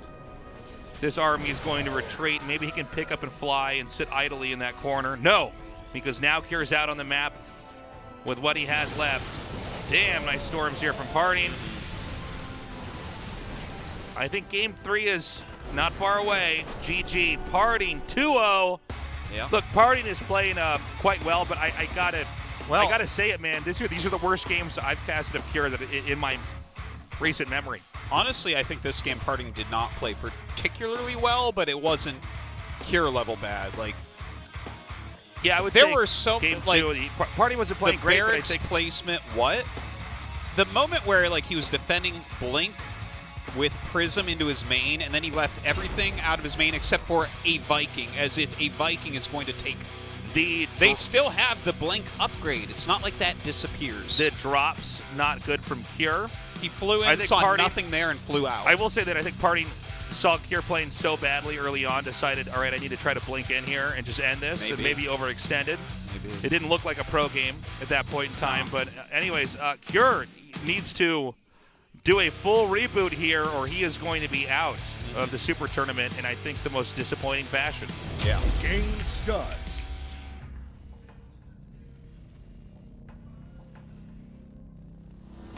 Dragon Phoenix Gaming, Cure.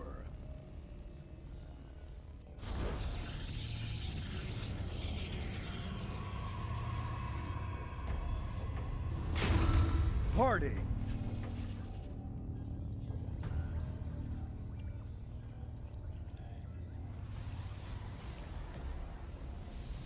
Right. Yeah, even upgrades not coming.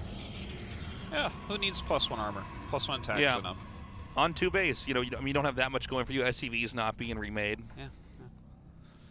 No, it was. These are the 2 worst Cure games yet. Let's see what this 3rd game looks like. This game, we don't have anybody sending anything out onto the middle of the map. No proxies this game. But, yeah, Parting. We're seeing, by the way, growing popularity of the Observer Stalker pin. It's coming back now and more, PBT. Oh, Observer Stalker pin, Yeah. It's a good technique. It does seem like after the Terran has 3 tanks, on some spawns, maybe 2 if it's covered perfectly, you can't quite do it. Yeah, you hit a certain amount of units and it's basically over, right? Yeah. Unless they get mispositioned grossly. When I see pros doing it, it also does seem like if they have the correct setup to kill the first tank, then the rush will go on. Yeah. And the Terran is stuck for even longer. It seems like keeping the first tank alive and also making sure the bunker on the bottom is actually properly covered. Yeah. Because there are approaches where That's very people true. just run up and shoot the bunker down, and Totally. you know, obviously You generally get a bunker in the main as well against this. SCVs can just heal a bunker, but just because there's SCVs there doesn't mean you're going to get them in time to the bunker. So some players, if they're fast enough, will just run up there, shoot it down, and then the bunker's gone anyways. Hard one to protect that. Yeah. No, it's a very strong play from Protoss early on PVT, and one that very good Terrans can struggle dealing with. Now this is another gate out on the map. Kind of an interesting location. I'll be honest with you. I was actually looking at you when we were talking about the last game. When did he make this gateway here? Is this the same? I don't think this is the same thing as the last game, right? No, I think it is. It's the same as game one. Game one, excuse me. That's what I meant. Is this the exact same build? It looks like it to me. Yes. Okay. Yes. I just turned my we'll head see after if it looking goes- at you and saw the screen, and I'm like, oh, is this okay? Now this game, Kira has gone for his second Rax. He has Reactor Barracks going, and now the second Rax finishes, goes for a Tech Lab. We'll see what he does after this. It's going to be like a 2-on-1 maybe? Maybe one of these weird Beyond 3 Rax builds. Or he's going to go ahead and get his bunker. That is going to be very important. Adept coming out. Now, I don't think this one's been spotted. I'll be honest with you, if I was Kira, I wouldn't expect Party to do this build in Game 3 after doing it in Game 1, but this is why Probably Party's good, is that he randomizes his play pretty well. Let's see if Kira can catch it this time. All right. Remember what you train for. The depots come up. Oh, just barely. All right, just that's barely. better. I was about to just flip out if they just got up about there. to take my headset off and go to I'm the like, bathroom. do you have the hotkey on the depot set? Okay. Yeah, it doesn't shade in. Okay, much better this time from Kira. Yeah, so we're going to have Ghost Waves coming in here from the Adepts. Ghost Waves. That's what I was thinking when I saw them, like, Ghost Waves, man. Ghost Waves, I like that. Yeah, Ghost feels. Okay, 3 more Stalkers. He's going to do a bunker bus 100% here. Now, is Shade around the bunker and then just target with Stalkers. Yeah, that can take up space where the SCVs could try to repair. I think this might work. Let's see. SCVs need to be pulled. Yeah, here we go. He's going to bust it. Yeah, SCVs pulled too late. Oh, maybe not. Well, SCVs are being used to try to fight here, so it looks like the bunker you really need some repair, I think. But well, he's killing a lot of workers here. Yeah. I guess he could maybe kill all the workers and then kill the bunker. Yeah, that works. That's 12 kills, 13. So that puts the Terran now at 24 SCVs to the 42. Every game taking a bunch of damage early on.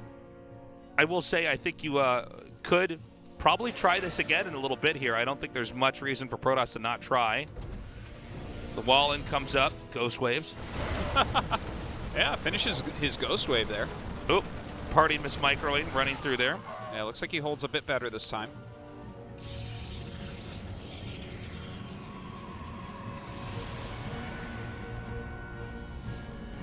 And I guess Cure's going to last for a little bit longer, but that's a pretty bad beating he took. Like, he's hurting from that for sure. Yeah, the one kind of saving grace is that the tech of parting is later, right? His blink is only halfway done right now. His robo's not done. He's taking a third. So, like, you do have stim. You're going to have medevacs. Maybe you can get something done. But let's point out as well, it looks like he's setting up for some of the same themes we've seen before with the Stalker pin. And there's a reactor on the factory. So there's not going to be tanks coming out for a while. That's true. That's true. Maybe he can utilize the mines he's making. Looks like he wants to do a mine drop, which I think is okay if they're putting this much pressure on you. I think it's a good idea, but I do want to point out, if he has an observer and stalkers, you can kill the mines, like if you're ready. So tanks are, I think, superior if covered correctly. Yeah, defensively, tanks are really quite nice. I don't know how aggressive parting will get with this. I feel like it's more of a contain here. Could be right. Yeah, it's just like stim is already done, and your opponent has a decent amount of bio. You know he's been on 2 racks for a while. All right, I think he's yeah. Okay, we were mentioning this earlier. If the bunker's unattended, you can kind of just run in there, and that's what happened here. Is there wasn't any extra SCVs to try to sit there and repair that, and that's what I'm talking about. Widow mines are just not going to cut it. Now, if they don't see the Widow mine in time, but that one, of course, is not burrowed, so. I don't know, man. I think the writing's on the wall here. Yeah. I think this is one of the most mismatched series we've had here.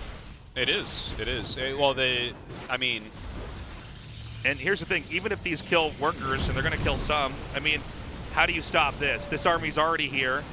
Good targeting there. Takes the medevac out, backs up. Concussive shell is still a ways away. Well, he's going to try to continue to drop some mines here. Uh-oh. His cooldown's not done yet. More stalkers being made. Not many SCVs left over here for Cure. Yeah. Widow Mine gone. I mean, this is just... I don't see Terran coming out of this. It's 27 SCVs now to 57 probes. Yeah. This really does show you the difference, though, between Widow Mines and tanks. The Stalkers are a little bit more commanding in the presence with these fights. Right, Cure starting to move out a little bit, maybe? Yeah, he might feel like it's time for him to try to do something. The problem is his economy has been cut in half. Yeah. I mean, there were some probes killed, but I think this is something Protoss can easily bounce back from. Well, 60, he has twice the workers, basically. Yeah. I mean, mules help, but, you know. Not that much. Not that much. And Terran is also a little bit starved for information as well. And I think this makes perfect sense. The Stalkers will come around, blink into the main, and this is going to be even more kills. And Terran's going to have to go all the way back home. And, I mean, even if Terran comes in here and closes in on this, then you just recall with the Stalkers. Partying a little bit slow to do that. Yeah. Well, I mean, he definitely does kill a lot of workers there. Army supply, even though he lost all of his Stalkers, still the same, getting Colossus. Yep. Cure does decide to get +1 armor this game. We've got more units warping in. Cure is finally going to be able to be out on the map, but I feel as though the Protoss should be ready for anything that's going to be thrown at him here. All right, well, +1 starting here for Parting. Get an additional Colossi. His army will just not lose a fight to this army. No, I mean, this has been handled well enough here from Parting, and frankly, I think Cure has made a lot of mistakes that never allowed him to get to the size that he needed to be. Let's see this drop over here. Parting needs to get back over here and try to defend. He scans, but Parting does not come up until the last second. Yeah. Good idea. Dodge is being seen. He's going to blink in. He can get these medevacs if he targets them. Yeah, that's what he's trying right now. Yep. And he takes out 2 and the army below it. That's it. I mean, Parting just crushes through. Cure, disappointing performance, I got to say. It's the worst series I've ever seen out of him. The worst games I've ever seen out of him. I don't like talking like that, but truly, Cure did not. It's very rarely that we will be this hard on a player, but this was a garbage series. That was hard to watch, man. I mean, just nothing. There were so many. You know, occasionally we'll see somebody make like 2 of the same building, or okay, they drop somewhere, and or they try a tech that's like old or weird. It doesn't work. But man, there were so many things going wrong there. Yes. We're going to be having an interview now with Parting. I'm sure he's happy to move on to the round of 8, and we're going to see more of him tomorrow. We're halfway through our games. Go ahead, Andy. Go ahead and translate. Wow, Parting wins 3 consecutive games against Cure to move on to round of 8. Congratulations, Parting. Thank you. Parting, congratulations. Last year, you were really good, and then in Season 3, your performance kind of declined. So I was quite worried. It feels like you're back in your form. What do you think? 저도 작년 초 이쯤에 Well, last year, early last year, I was good. 네, 그때는 진짜로 뭔가 이제 정신적으로나 But at the time, 좀 많이 상태가 안 좋았어요. my mental fortitude and my body wasn't that good. 시즌 2 때부터 이제 계속 그 이제 경기력 저하가. And then from Season 2, my performance definitely started to decline. 경기력에 It was really hard for me back then. 시즌 3 GSL 코데스도 떨어지고. And then I wasn't able to qualify for the season 3 GSL last year. 슈퍼토너먼트 작년 마지막 시즌 포기한. And I also had to give up 불참한 거는 on the super tournament 병원 다니면서 for the last super tournament for last year. 시간을 좀 바꾸고. And then I did have to go to the hospital for some treatments as well. Are you okay now? 계속 나아지려고 노력하고 있고 많이. Yes, I'm trying my best 많이 좋아졌어요. to get better, and 그래도 compared to 정말 before, yes, 오랜만에 I'm better. 뵀는데 아주 좋은 경기력 보여주셔서 Well, you showed really good performance today, Parting. 사실 김도욱 선수와 굉장히 친하시기 때문에 Well, I know you're really 그렇게 close with Cure, 스코어가 나올 거라고 예상하지 and 못했거든요. I didn't expect the score to be so lopsided today. So what do you think? 그냥 서로 너무 잘 알아가지고. Well, to be honest, we know each other too well. 팀원이기도 하고. He used to be my ex-teammate, 워낙 이제 개인적으로 친해가지고. and we're just personally really close to each other. 약간 좀 인간 맞춤이 됐죠. So I'm kind of like a counter to him 못하는 in a 선수는 sense. 절대 아니고 요새 And 엄청 Cure is a monstrous player. He's not. 이제 제가 He's 어떻게 not. 이겨야 He's 될까라는 really good. 하면서 그냥 생각을 하면서 플레이를 했던 것 같아요. 나의 판짜기가 좋았다 이렇게 결론을 내려보겠습니다. You're saying your builds were good. 그 Okay. 외에도 정말 순간적인 센스나 Apart from the builds, your senses, your game sense in your matches were really good. 한 판도 승부수는 김도욱 선수가 했는데 광전사 난입으로 And Cure 보는 건 did take 그렇게 the initiative, but you're able to counter that so well in your 어이가 games, Parting. 내가 약간 실점파다 약간 이런 생각 So 있으신가요? Parting, do you think you're better on the stage? 그러니까 제가 예전에 아나운서님이랑 인터뷰할 때 Well, previously when I interviewed with you, 프로토스는 아직도 많은 빌드들이 있고 I said the Protoss was a weak race, 아껴둔 게 엄청 많거든요. but I have many Protoss builds at my disposal right now. 선수들이 이제 똑같은 플레이를 하면서 이제 프로토스가 약하다고 하는 거는 저는 솔직히 좀 부정적이라고. And a lot of the players they use the same Protoss builds and then saying Protoss is weak. I think that's not true. 물론 대여비 형이나 주성 선수를 폄하하는 건 아니고. So I'm not. 약간 좀 변태처럼 해야지. So I'm not dissing the other Protoss players, but I think it's really vital for Protoss players to go unorthodox builds. 충분히 기대가 되는데요. 자, 다음 상대 이야기해 보겠습니다. Alright, let's talk about the next matchup. 박한솔 선수. Your next opponent has been decided earlier today. It is Zoun, actually. 사실 박한솔 선수가 또 원희수 선수는 말씀하신 그 변태 And Zoun in his interview said that he didn't want to play against you because you play a very unorthodox style. So what do you think about that? 그 박재혁 선수랑 하고 싶었는데. Well, I did want to play against Armani. 또 친해가지고. I'm close to him too. 근데 이제 제가 프로토스 대 프로토스 동족전이 좀 약해요. But to be frank, my PvP isn't all that great. 안 맞는 게 좀 커서 아마 근데 한솔이가 말 그렇게 했지 실제로는 웃고 있을 것 같아요. But Zoun did say that he wants to avoid me, but inside him he's probably smiling right now. 자, Okay. 그렇게 완성된 푸푸전 8강을 기대해 보면서 All right, let's look forward to the 마지막으로 PvP 원희수 선수의 that will be featured on Saturday. All right, anything you want to say before you go? 저는 또 해외 팬분들이 제가 질 거라고 예상을 했더라고요. A lot of the global fans actually expected me to go down. 정말 I'm really angry, 게임알모 친구들이 좀 많은 것 같아요. and I think those people don't know how the game works. 생각을 하고 I hope they think, 게임을 좀 이런 좀 심오한 게임을 잘 봐줬으면 and I hope they try to learn about the game 방송에서 before judging me. 맨날 와서 이렇게 서포트해줘서 정말 And 고맙고 제 슈가 베어들 also thank you guys, thank you the Sugar Bears for coming to my stream and cheering for me. 팀이 아직도 없어요. I'm still teamless, by the way. 좀 저의 오늘 경기력을 봤으면은 So if some team owners watched my play today, I hope they 좋은 can 결과 contact me. 있으셨으면 좋겠습니다. 다시 한번 지지 All right, thank you, 축하드립니다. Parting. 감사합니다. 자, 이렇게 Call outs, shout outs to the Sugar Bears. Parting moves on 3-0, our second 3-0 actually today. I'm sure our other games will probably be a little bit closer. One can help. Anyways, guys, we've got a short break. We'll be right back.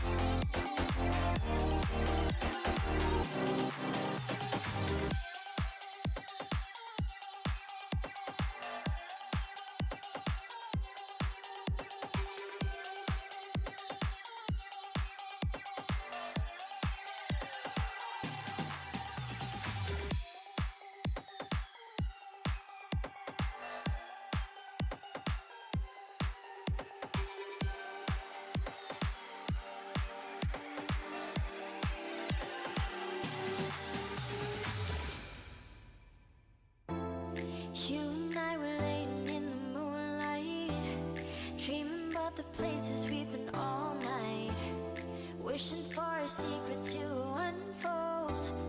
We just need somebody to hold. You and I were laying in the moonlight, dreaming about the places we've been all night, wishing for our secrets to unfold. We just need somebody to hold. Hold on tight. 울트라 기어로 부드럽게 이긴다. LG 울트라 기어 게이밍 모니터. 울트라 기어로 선명하게 이긴다. LG 울트라 기어 게이밍 모니터.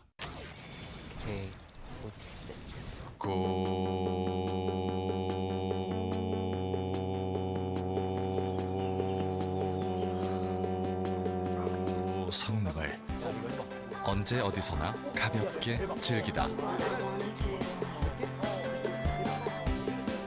지포스 GTX 1650 그래픽 최신 인텔 10세대 프로세서 탑재. 고성능 노트북의 새로운 기준 LG 울트라 기어.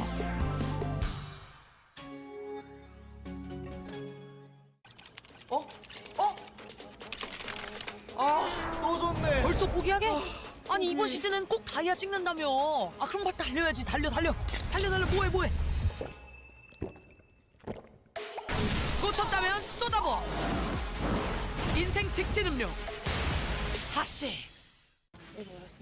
이상한데? 그렇게 작아. 너무 안 보이는데? 보이지가 않잖아. 쓸 수가 아니 없는데? 저거 키워보라고.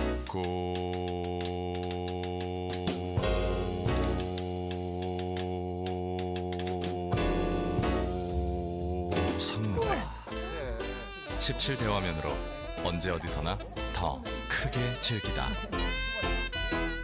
WQXGA 초고화질의 17대 화면 16대10 최적의 화면비. 고성능 노트북의 새로운 기준 LG 울트라 기어.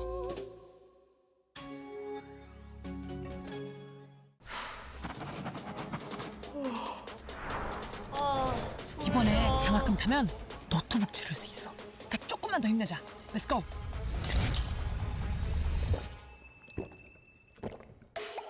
꽂혔다면 쏟아버. 인생 직진 음료. 핫식스.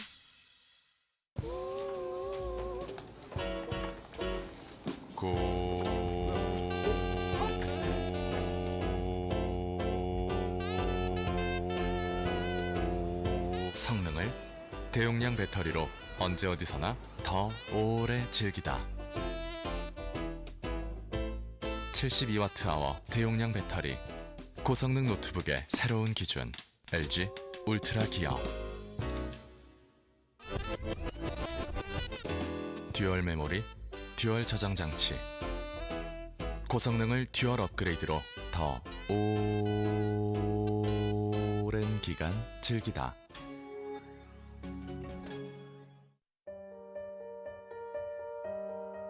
디자인을 하면서 가장 중요하게 생각했던 부분은 울트라 기어의 차별화된 브랜드 메시지를 잘 나타내는 것입니다. 신과 영웅들의 최강의 무기들을 검토하였습니다. 그중 니케의 승리의 날개를 모티브로 지금의 울트라 기어의 로고가 탄생하게 되었습니다. 울트라 기어의 이니셜인 U와 G를 비상하는 날개의 형상으로 레드 색상을 사용하여 강력한 에너지와 힘을 나타내었습니다. 울트라 기어는 최상의 퍼포먼스로 진정한 게임의 즐거움, 승리의 기쁨을 여러분께 선사할 것입니다.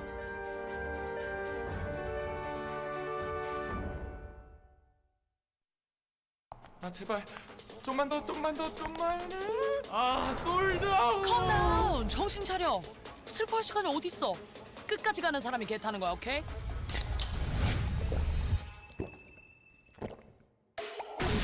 꽂혔다면 쏟아버. 인생 직진 음료. 핫식스. 하나 이번 세트 야야 조금만 붙어. 조금만. 바로 내일이 치팅데이다. 내일이다. 내일 모레도 아니고 내일이다. 꽂혔다면 쏟아버. 인생 직진 음료. 핫식. Africa TV Free Cup Studio Live 2021 GSL Super Tournament Season 1.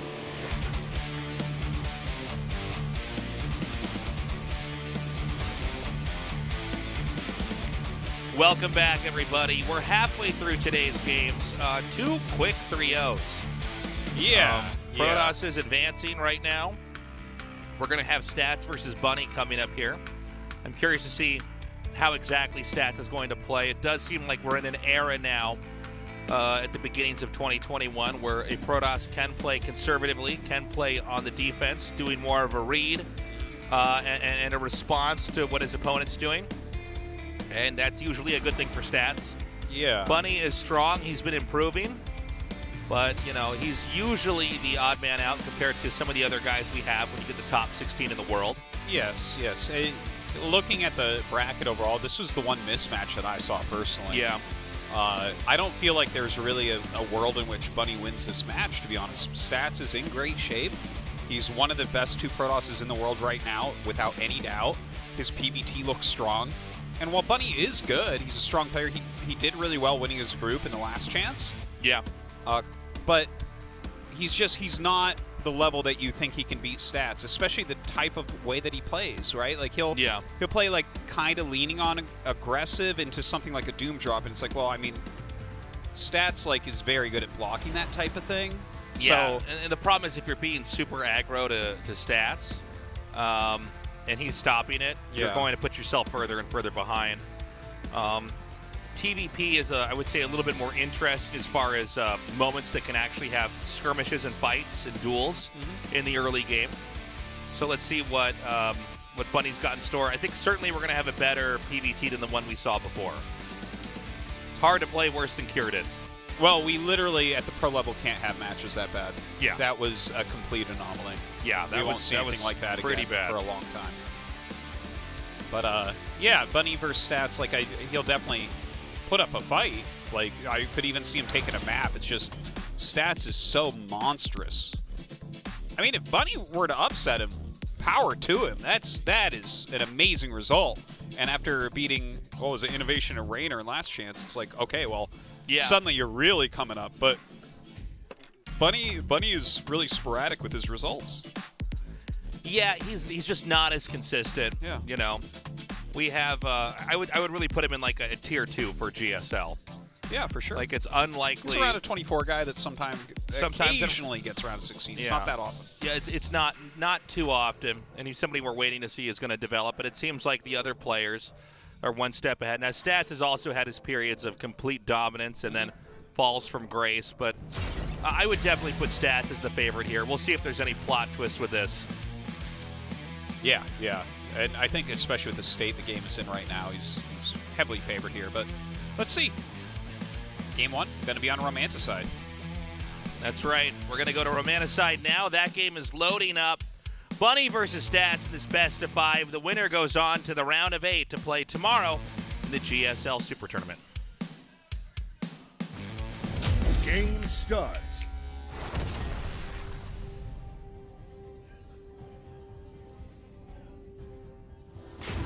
Africa Freaks. Stats.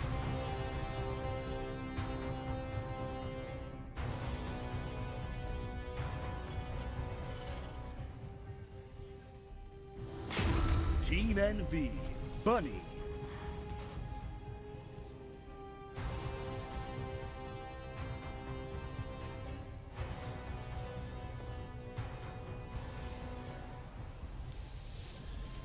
All right. It's kind of an interesting little scout there. He checks for a proxy, comes back, throws down his gateway, and then goes back out to a different side. Makes a little horseshoe move out there, a little U-turn, pops in, and just says, okay, there's nothing right out here, right? And isn't that funny, though? It's like Stats being Stats. It's like, yeah, let's just make sure I don't get cheesed out. Captain careful. So, yeah, I mean, Stats has historically been, you know, you can make a spectrum of Protoss styles of play. You have Parting and SOS on one side, aggressive, in your face, oftentimes risk-taking, hard to predict, and then you can go all the way to the other side of the spectrum. It's Stats, and it's careful, reactive, intel intensive, and you know he oftentimes shows that you can really play Protoss in the most conservative fashion and absolutely win tournaments. Yeah, Yeah, he's like a spiritual successor to Rain, I would say. I agree. Although I like that. Even more reactive and defensive than Rain was.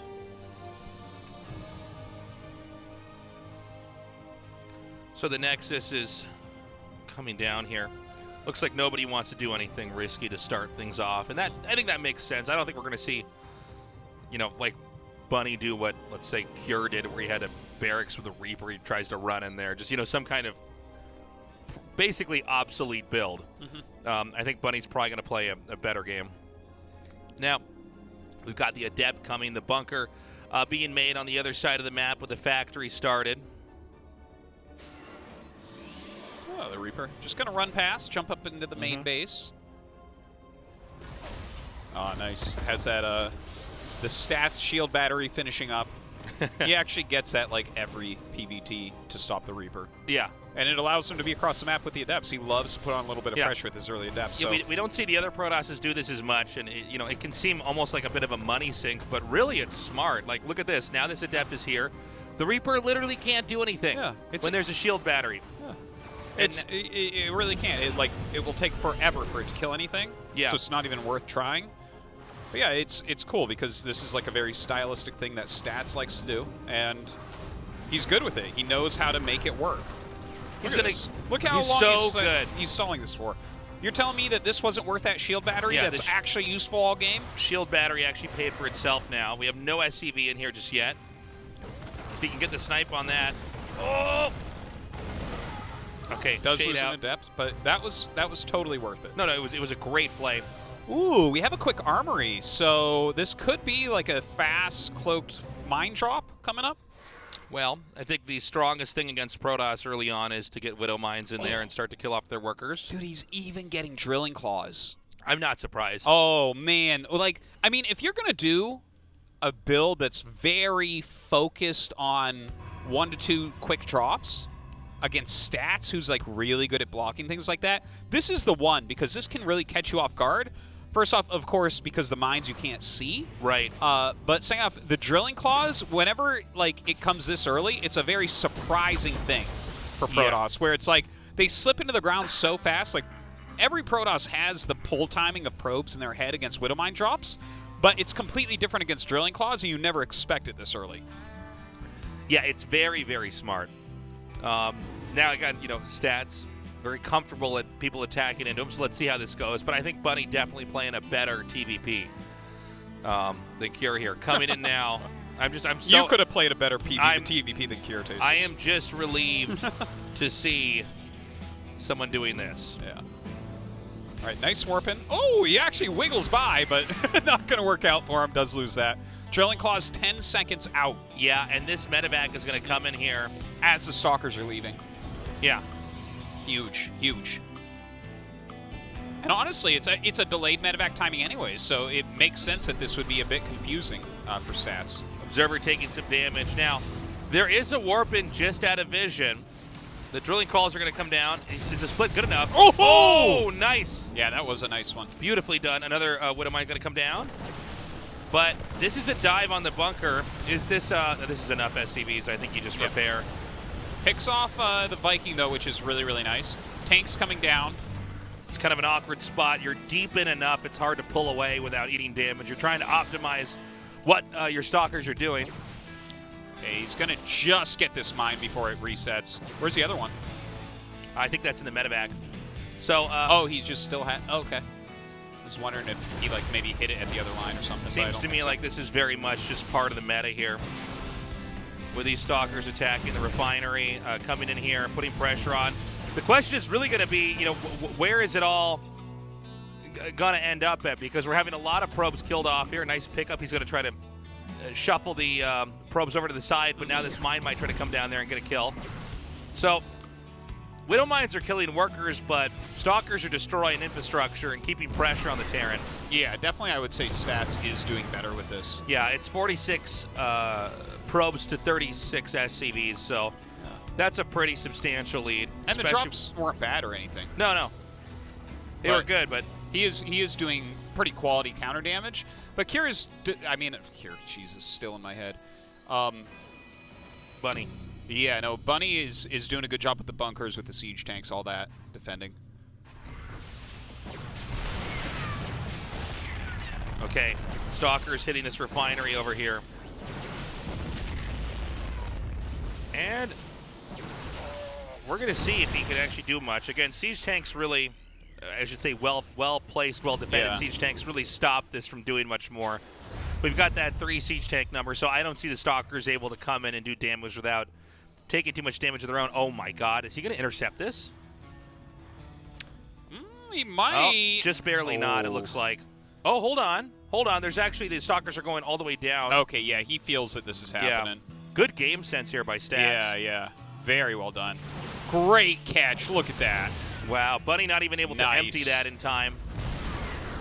Stats trying to get some harass done. Not going to happen there, so the tank's still in position.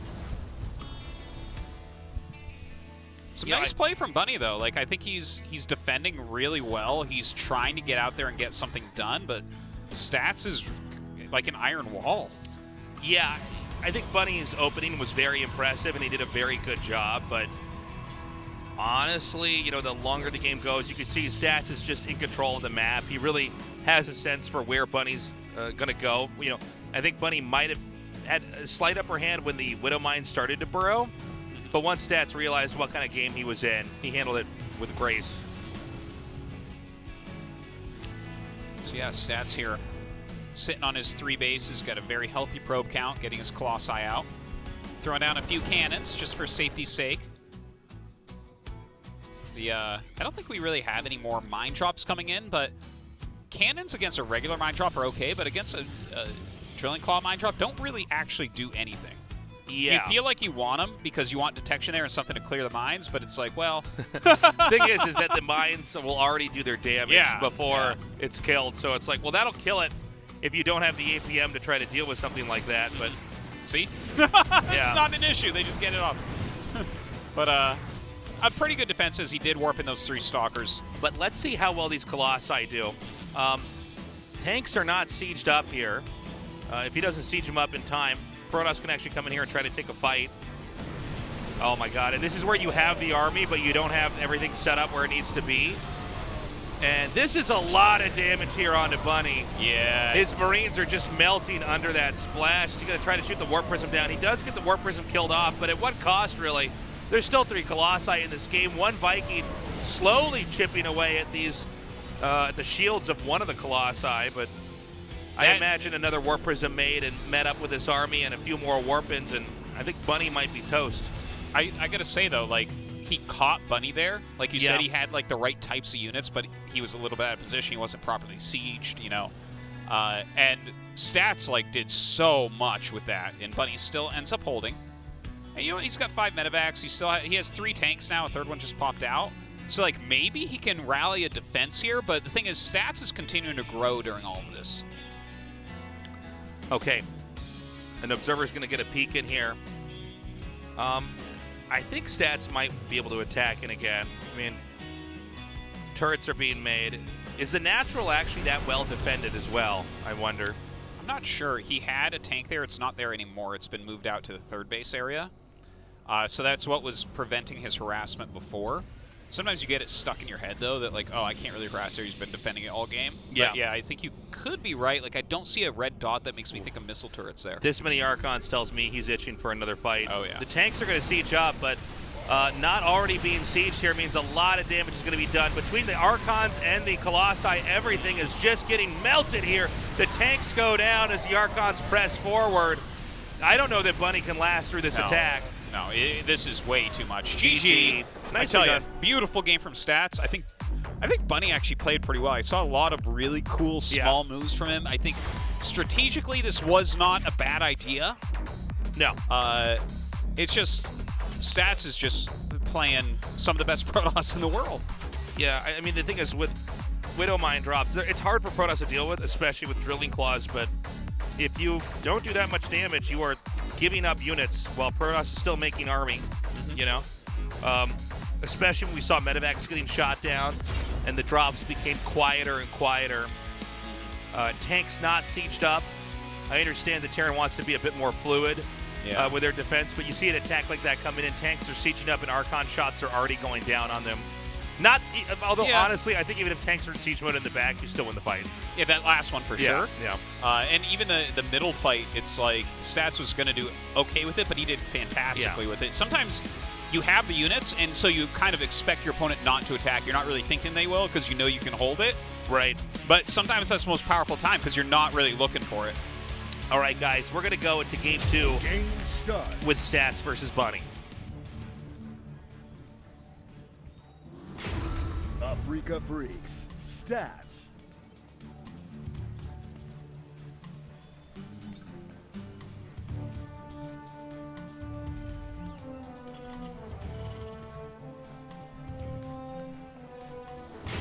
Team NV. Bunny.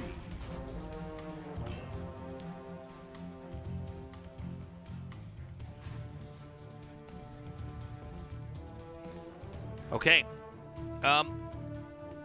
Let's see what Bunny tries this time around. I don't have any problems really when I look at the builds, but Stats handle it very well. I can't be critical of Bunny going for the play like that. It actually, there's a lot of ideas there.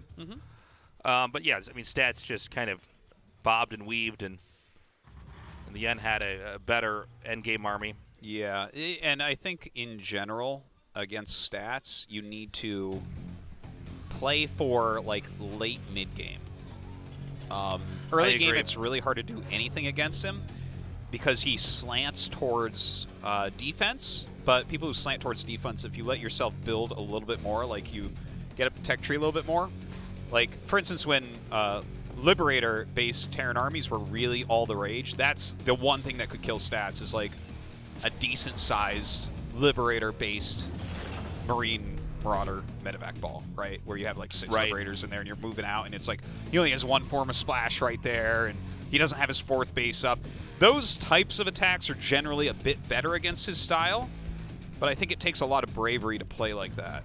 if that makes sense. It's like that can be a very scary place because you're very close to getting to that end game where Protoss has 2 sources of splash damage. And as soon as Protoss gets 2, that's like where stuff actually gets very hard for Terran, I think. Oh, I would agree. Well, the way the AI moves, I mean, these units bunch together very neatly, especially Marines. And so, you know, when you have a arced battle like with the one we saw before, there's Archons, there are Colossi beams coming down, and some Zealots in the front. They just burn their way through everything the Terrans got. Yeah, and that third base, there isn't really a good position you can get to fight that. It's not even a boxy position either. I mean, it's just, like you said, it's the volume of splash damage that's coming out. Yeah, and the counters to the 3 sources of splash, you have the Disruptor, the Colossus, the High Templar, are completely different. You can counter one as Terran, and then anything else, it's like, well, okay, you can go Vikings against Colossi, but guess what beats Vikings? High Templars and Disruptors, right? Yeah. Okay, so Ghosts can beat High Templars, but guess what? Both Colossi and Disruptors are great against them. So it's just it gets tough at that point. But again, I think that is the window you should be approaching, going towards against Stats. Good That's control. where you want to get him. Good little duel here in the middle. We have Phoenixes coming out, by the way. I want to go back to the early game of Stats there with the battery. Very smart play. I think some players can look at that and say, well, what happens if he doesn't attack me with the Reaper? That's fine. I think who cares? Stats is basically completely zoned out certain tactics that other players might find to be a headache. Absolutely the case. Imagine that it was Kier's proxy racks against that. Yeah. And there's just a battery there. It's like, all right, man, now your barracks is on the other side of the map. How about that? Yeah. So we've got a Cyclone out. Stats already prepping for a very different game. The Robo comes down now as well. Did Protoss show the first Phoenix? I don't think he has. I don't think you would want to. to. Sitting back with it for now. I think it's much better to try to hide them and spring them on the Terran later. Well, but there he goes. Gonna have to show him now. Cat's out of the bag now. Yep. Second Cyclone is going to be popping out, so he definitely has a decent amount of anti-air. So 2 Viking, 2 Cyclone. I was about to ask, can't you push if you've got a second Cyclone coming out here? I mean, Phoenixes with not much else there aren't strong at all. Stats could be in for some trouble, especially with this third probe coming out. It looks like he wants to take a Nexus. Wow, a third Cyclone and a third Viking. This is really kind of cool what we're seeing here from Bunny. Actually comes up, and the third base hadn't gotten started yet, but I mean, this could have easily knocked it out if they had. All right, diving on top of the Vikings here with those Phoenixes. Well, they get targeted down very, very quickly. The Adepts coming up, adding what damage they can into this. Yeah, this is pretty well controlled here by Bunny. Yeah. Stats is on the run, but let's see what... Oh, nice escape. Let's see what happens with the next warp in. You have to remember, Terran does have to rally units from their starting location. Protoss can warp in here, back at home as well. 3 Cyclones is pretty scary stuff. Yeah. That Viking is finally killed off, but it's traded for a Phoenix, and 1 Phoenix... Oh my god. Yeah. This is kind of crazy right now. He's losing the pylon. Down goes the gateway. Yeah, this is a cool attack. It's very cool. It's interesting to see how Stats is going to try to hang on, but with the Immortal out, I'm worried that that's the end of this. Yeah, I think it is the end of it. Nothing else you can do. And Protoss is still chasing this. Not all these units are that fast. Vikings and Marines are not good at running away. Not so much. And so, I don't know about that landing, but okay. Oh, I think he's trying to target that Viking. Damn, Bunny's control is sick here. Yeah, he's actually dealing a ton of damage here to the Immortal, and he's going to get it. Damn, wow. That's huge. Yeah. And it's an Observer coming out next to Colossus after that. But I don't think that Bunny knows that there's, in fact, not a second Immortal here. I think in your head, you're just glad you got that Immortal and you can get out. Yeah. Well, I mean, if you have, like, a red Cyclone, another Cyclone, 2 Yellow Marines, and then you turn around at 6 minutes, 30 seconds and go for another attack with it, yeah, you're actually crazy. That's probably not the right choice, even if this time it was the right choice. Yeah. That was, what a strange early game and interesting scuffles we saw there. I just realized the robotics bay, it has 3 fingers like a Protoss Artosis. No, but they have 4 total. They have either 3 fingers and a thumb, or 2 thumbs and 2 fingers. Yeah, but this one has the 3 fingers and the thumb's not there. If you watch next time it's upgrading, it's like 3 wiggling Protoss fingers. Yeah? Take a look. But where would the thumbs be? Underground. Gripping the ground. Okay. The base is the thumb. Yeah, the base is the thumb. That's holding the controller. So we've got the third almost done now. I like the early part of this, but now we're going into a game that Protoss is expanding and growing and teching up. How is Bunny going to handle a later game? Yeah, it is a good question. Like, is he going to go for some hyper aggression, like get his production rolling and then just have medevacs all over the place? Is he going to move with a bigger army? Remains to be seen. I'm going to ask you a question real quick. You have to answer instantly, okay? Mm-hmm. You're given the option, yes or no. Would you replace all the fingers on one of your hand with thumbs? No. Why? Well, what would they do with that? Thumbs are like that's the most useful finger. It's like the most powerful, and it like can do the most things. Yeah, but I don't think more thumbs lets you do more things, right? I don't know, but if you had 5 thumbs, your handshake would be so strong. Oh, that's true. That would be crazy. That'd be crazy. Yeah. I could absolutely grab a guy by the face and crush his head. You could definitely crawl up a mountain with that too. I would be good at climbing with what, 5 thumbs? Yeah. They call me Thumb Gamer. By the way, the 2 Colossi are going to poke it on the side here. Ooh, I like it. I like it. Look at this little choke he's forced him to try to walk through. But the Army of Bunny is better than what we see here. Yeah, it's pretty fearsome. Yeah. It's kind of a scary situation because there's sentries in there. So it's like if you try to come forward, Stats might nail some force fields and just slaughter a third of your army. Look at this army from Terran moving parallel with the Protoss. He's going to try to come out. Actually, Stats is a little bit out of position. He needs to regroup here. The Colossi are separated. Here come the sentries now. Disable on the 2 Colossi and a dive on the third. Bunny, I think he might be able to take this fight. Oh my god, yeah, he's losing 2 of his Colossi already. The third one going to go out. GG, Bunny with a just awesome game. The opener was so different. with the just nonstop Viking and Cyclone production into the just endless scuffles. And then I think Stats was almost caught off guard this game. Like, he never loses that many units early on and is put into those weird positions. Because that build doesn't even exist, what we just saw. I've never seen it before. The bun is back. The bun is back. No, he's here for the first time. The bun has arrived. He has arrived. There you go. The bun.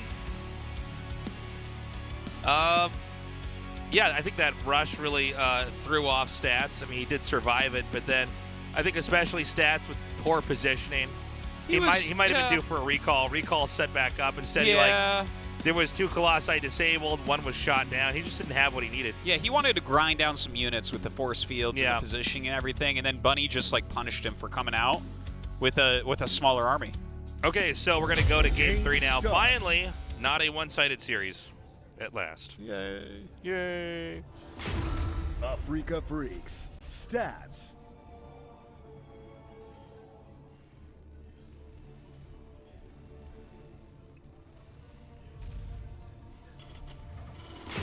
Team NV, Bunny.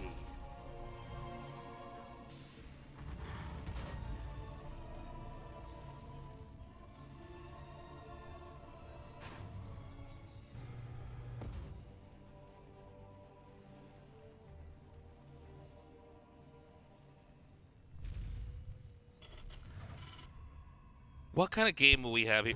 Oop. Type of game you I cut out for a second, sorry. You hear me now? Yeah. Okay. Yeah, what kind of game we're going to have here, I wonder. Well, I almost feel like a lot of this is dependent upon what opener Stats does. Like, do you think that weird Cyclone Viking opener does well if it's not a Stargate opener from Stats? If it's like Blink opener?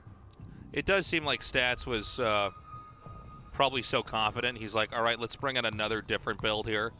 It's you're just at the beginnings of this tournament. You probably have to use up a lot of different styles and openings. Well, the Phoenix build is something he does. He definitely rotates in a decent amount. Yeah, and I think it's not bad, but I think that timing was so sharp. Yeah. And it was such an interesting little army. It's actually, it looked like Bunny's build was like maybe inspired by an old TY build from a few years ago. Back in the Abyssal Reef days, TY had a build that looked very, very similar where he made additional Cyclone and Viking, and then, like, I forget how many Marines, it was like 6 or something, and he literally would just walk up and kill your third. And it was like, it was in a Phoenix meta as well, so it was like, yeah, that's why it kind of reminds me of that. But I wonder, like, how that does against Stalkers. You know, you have the high ground natural, so it almost feels like it's not going to work as well. I'm not sure. Yeah, you might be right. Yeah. So it's like, what opener is Stats going to do, and then is Bunny going to try that build again? And yeah, it felt like a very specific counterplay to that, but it's a common Stats build, so it's hard to unpack exactly what that was. Whoa, that was a jump and a half.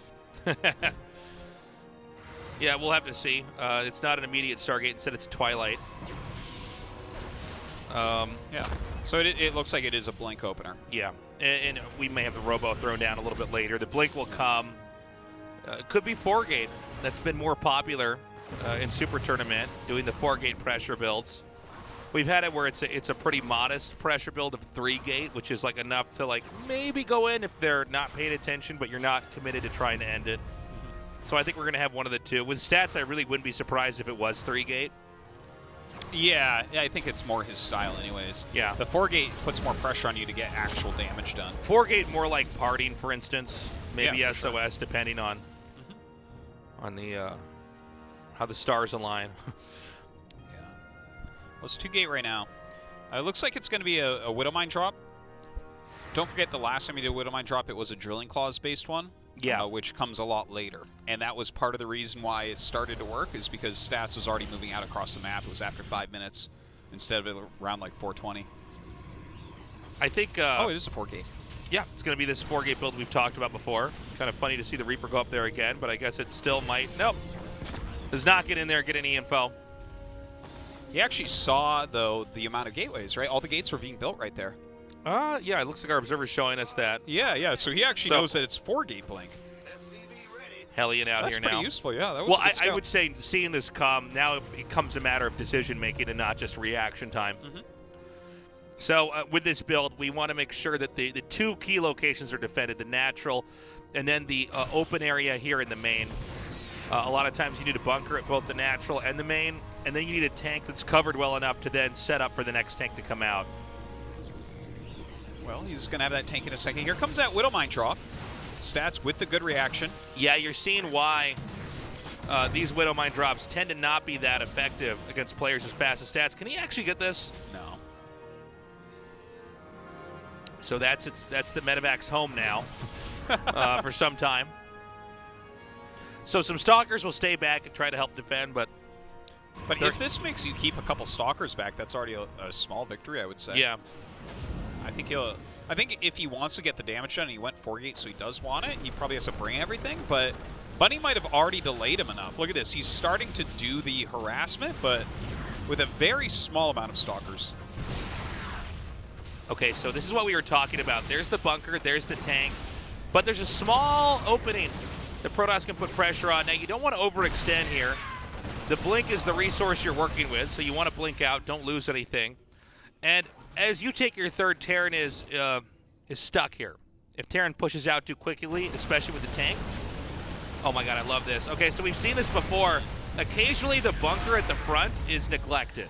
You can, of course, repair it in time, but a lot of Terrans don't have the SCVs. You know, damage comes out very quickly in this game. Yeah. He is about to have that third tank that you've been kind of positing as a very important part of this. Oh. I almost didn't see that. Wow, very nice connection. All right, Stats picks off one of the tanks. His Stalkers are getting kind of low. A lot of orange ones, lots of yellow ones, starting to lose some. Yeah, that's a little bit sloppy by him. But, I mean, the idea, especially with these 4-gate plays, is you're trying to actually shave off units. If you have a lot of good engages with the 4-gate, Terran doesn't have that much to move out on. And a Terran that doesn't handle that well and tries to expand too quickly loses on the third base. So here's where Terran will try to move out. And in this moment, a well-timed out attack, sending the 4 Stalkers over here. Stats is getting a lot done with this. Yeah, it's His cool. execution of it feels more like the 3-gate variety. Yeah, well, it looks like you could see Stats tends to not do this as much. Yeah. As you know, when everything's at stake here, he's a little bit more safe.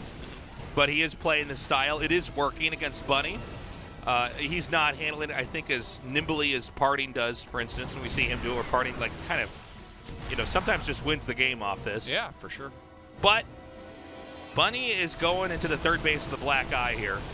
The tanks are not able to cover. And now we have the Colossi coming up here. Yeah, that's scary. And, I don't know where the tank is at all now, but I'll tell you what, being behind this command center is going to bunch up these Marines a lot when these Colossi shots come down. Well, he's just going to lift it for now. Yeah, oh, why even disable it? Well, you know? Yeah, this is not going so well for Bunny right now. Yeah. Oh, what? Huh? What did he must have recalled it. Okay. Yeah. Oh, okay. I thought somehow he got out and then right-clicked on his Nexus and then lost it. So, again, pressure's on here. It's one tank, a CC at half health. Let's keep in mind that was almost killed off earlier. It's paramount that Terran takes control of this base, defends it, and progresses into a later game. But for now, we have 2 Colossi. Only 1 Viking for the Terran. The Viking is the unit that at range can hit the Colossi. But 2 Colossi and a Warp Prism that can juggle, you know, it makes the Viking really more of a footnote in this fight. Well, Bunny does secure it, right? And his SCV count is actually pretty darn healthy at 61. That's a very, very solid economy from him. Stats does have that 4th Nexus going up. He's getting into his Speed Prism, has the double Forge, a little bit late on that Forge. He's a couple upgrades behind because of that. Bunny just now getting the Armory, so he's not going to be able to keep ahead on those upgrades as much as he would like. Yeah. Protoss staying ahead in this control style play. Getting a 4th base to the Terran's 3rd. Now, let's see if Stats goes into Archons here. Yeah. Yeah, I think he is. Well, he really favors this for the past, like, 6 months or so. We've been seeing him, like, very, very often go, like, Blink into Colossus, pressuring the whole time, into Archons for a big attack. just kind of utilizing those resources and the tankiness of the Archons. I think it's smart because there's not any outs really for the Terran. I think it's easy to control. Yes, well, you know, that's for sometimes sure, with the Templar, they can be sniped, or yeah, the it's War hard to Prism gets screw up with this army, right? Yeah, and that doesn't mean it's newbie either. It's like, No. well, this is probably actually a better way to play. Like, why would you make it harder for yourself? Yeah. The only spell you have to cast correctly is the Force Field, if you're going to even do that. Just use Guardian Shield. Yeah. Oftentimes the Force Field is actually cast very poorly and blocks your Zealots. Even to this day, I'm surprised how many bad Force Fields we see in battles. You're like, I have sentries, Yeah. I should cast Force Fields. Let me block my own Zealots. The one Force Field in the middle of the fight that does nothing. No, that one too. Okay, the little harassment doesn't really get anything done. Okay, yeah, he does have the Viking. I was going to say, if you don't have a Viking right now around your base, Yeah, you're making a grave error. You need that as a deterrent. Okay, we will probably see the Protoss. Oh, here we go. Fourth base coming down. I was going to say Protoss attack at the fourth. The fourth isn't up yet. Yeah. I think he should not attack into the third. Like, the defensive setup's good, but the fourth, I don't think you can hold it. You need like a building wall here to hold this. Okay, this is a pretty good angle for Terran. Yeah, it is. It is. But that's a scary army for where you Protoss need as well. Storm, man. He should have gone Storm. We were wrong all along. He could have stormed right behind that. Well, yeah, with Storm would be better there. Yeah. But Bunny's defense is really good. Like, he's got the right stuff going on. Can we point out, Bunny is playing really, really well here. He is. He's playing a great game. I think Stats has a minor lead, but, like, Bunny is absolutely a threat. Yeah. Now, you can blink over this. Well, the thing is, like, what Stats is doing right now, Whoa. this army actually, he can lose huge chunks of this army. He has 5 disruptors at home, to put this in perspective, okay? He's got, like, a next-level army ready to fight. Yeah. See, here they come. He's getting his DT tech. We There do goes down the Stargate and the second Cyber, so he's going to go into carriers. Yeah, with Ghosts coming here, Terran is just finishing up the rest of the stuff that he needs in order to be viable in the late game as well. Is this expansion... Can you actually break in here? Let's find out. I think Bunny holds. Like, I Damn. don't think you can kill Bunny.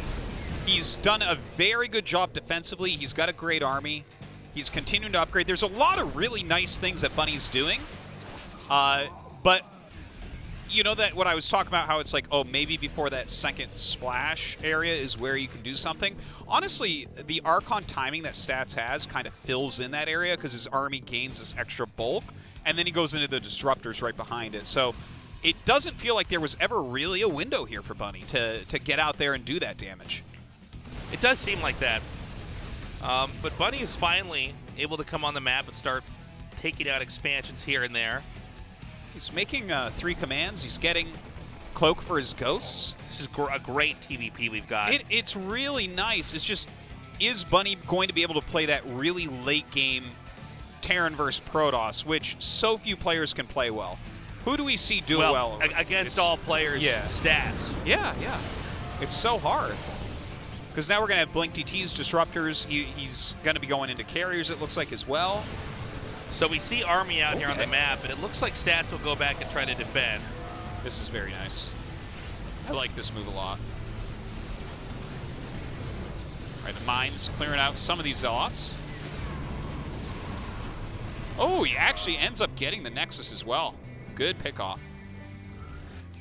It's like, all right, I'll make 2 more Nexuses. Well, there's basically just 2 edges that Protoss have to defend.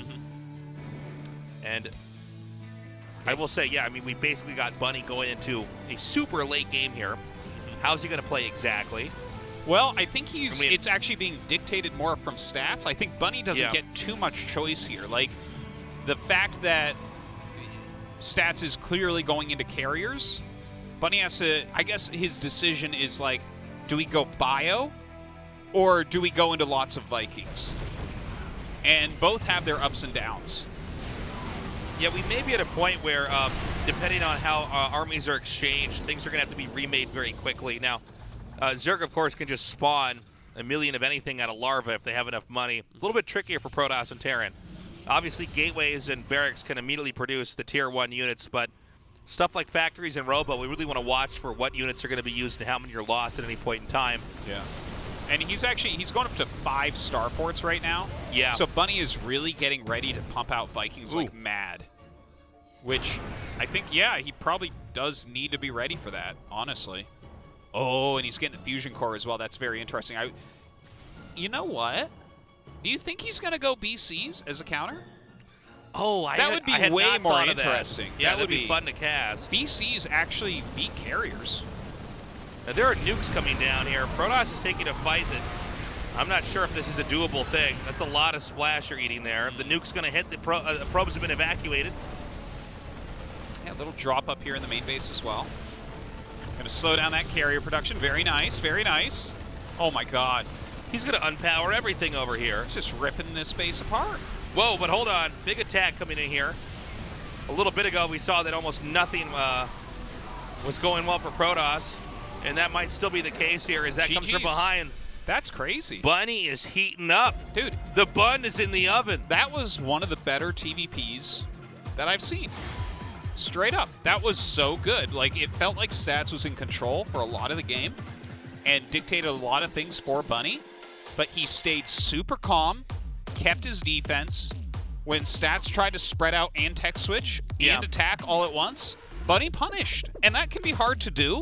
But Stats was overextending a little bit. Like, he was attacking and going carriers and trying to make nexuses all over the map. And it's like, okay, maybe that's a little bit too much. And so Bunny, he's nuking, he's dropping, he's sending units to the side, and then he's collapsing on the attack on his planetary. And honestly, that little drop at the top, unpowering everything, and the fact that Stats didn't go back and try to save it, he doubled down and tried to kill that planetary, and it backfired. Very cool by Bunny. We're watching Stats lose in late game. Bunny's playing like a badass. Yeah. This is awesome to see. Very cool stuff. We're going to go to Lightshade for Game 2. Will Bunny actually beat Stats 3-1? Or can Stats bounce back and even this out 2-2? We're going to find out as Game 4 has loaded up. Game start.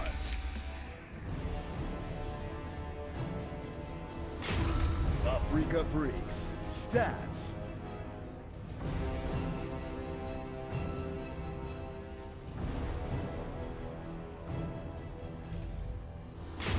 Team NV, Bunny.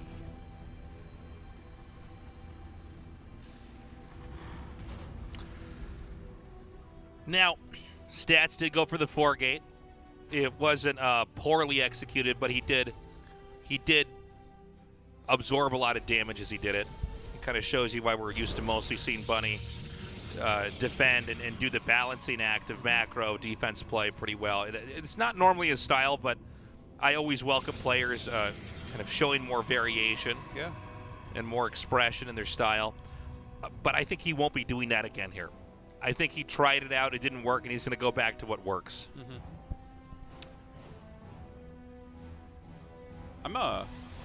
I'm so much more excited now that Bunny is putting up such a nice series, especially that game. Like, yeah, they were 1-1 before that, so obviously Bunny did some things correctly already. But that game in particular is something I have not seen out of his TVP ever before. That was one of the cleaner, better late-game TVPs that we've seen, and not many Terrans can pull stuff like that off. Well, Bunny's always been in a state of improvement. I mean, look... It was slow, though. Yeah, but, I mean, dude, it takes people different times to get good. And, you know, sometimes the players that we were casting the first 2 years who seemed godlike couldn't keep up.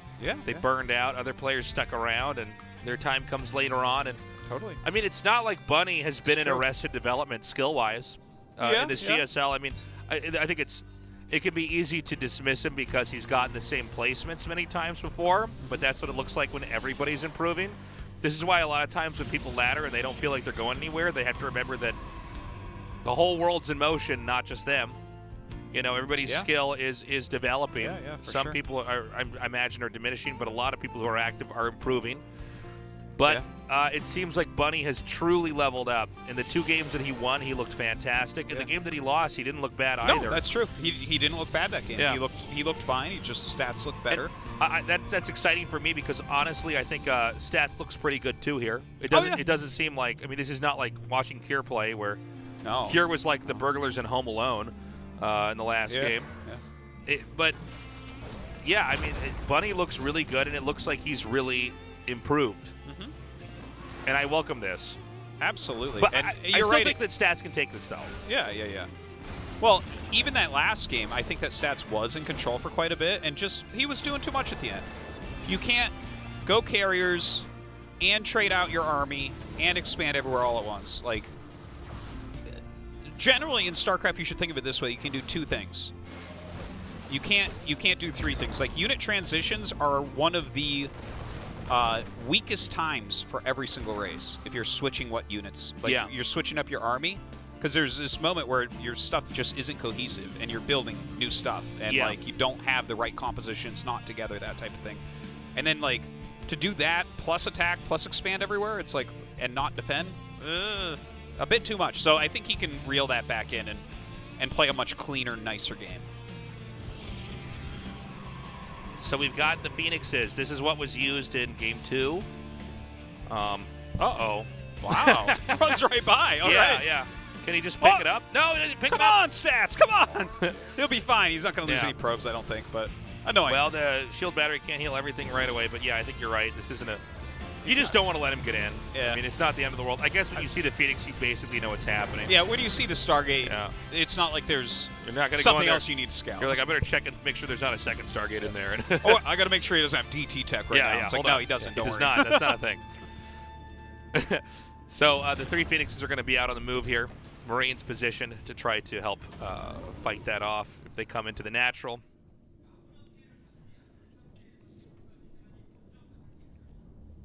Doesn't look like the Phoenixes are going to commit to coming in. Terran, with Phoenixes out, isn't going to be out on the map for a little bit here. We do have Widow Mines coming out. Yeah. A Raven as well. Things tend to slow down. Yeah, generally you want to build up to a critical mass to fight against any Phoenix-based openers. Phoenixes don't really scale all that well. They're going to come in and try to get some harassment done. Ooh!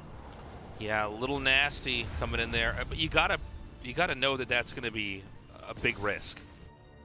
I mean, when you see a lot of Phoenixes out there, Sure, yeah. Widow Mines are a very reasonable move. Yeah. And so... And that's a great place to hide them right there. But that pick-off on the Phoenix is pretty huge for him, honestly. Yeah. Okay, pickoffs on the two SCVs making the two engineering bays. I love that he's going double eBay right now as well. Because when you see two eBays, you know that you're... you know that the given player making the two upgrade facilities basically is not planning on really committing to attacks until like 2-2. It's really a signal towards macro. Yeah, it's a nod that this is going to be a long game. Yeah, and we most better likely. invest in a long game. And I think this is I welcome this. This is going to look in some ways idea-wise like the last game we had, Game 3. But it's going to have been launched off of different tech, different styles of play. Another Phoenix has been made. There's actually a fifth one being brought into this. It's about halfway done. Yeah, Stats likes to make a decent amount of Phoenixes. All right, well, kills that off. Yeah. Yeah, Did he get his tank? No, there's too much up here. Honestly, like, we're kind of hitting the numbers where you can't really do too much as Stats. Even this right here is... This is pretty kind bold. of a silly... This type of move... Well, I it's guess working, he can man. just kind of do it because the Phoenixes are here. You know? Yeah, but I think, honestly, Protoss might want to recall here if he's not careful. He needs to get home with everything. He can't be caught out in the open like he was that one game. By the way, if Bunny wins this and goes on, I'm curious to see how he does against other Protosses. There will be Protosses in his path in this Super Tournament. Yeah, well, you know? Yeah, the winner of this plays the winner of Special and Zest. And honestly, the way that Bunny's been playing, if he plays Zest, I would favor Bunny in a lot of ways. I agree. The way he gets into late game, that's not really Zest's forte. He's more of a mid-game player, but Bunny looked very solid throughout the mid-games here. Like, he is not leaving a bunch of open gaps. He knows how to defend and just hold on. Charge is done. Sometimes you have tournaments where one style of play or one matchup actually becomes literally the most important thing. Yeah. To win that, you know. Like, really, this might be about the best TVPer.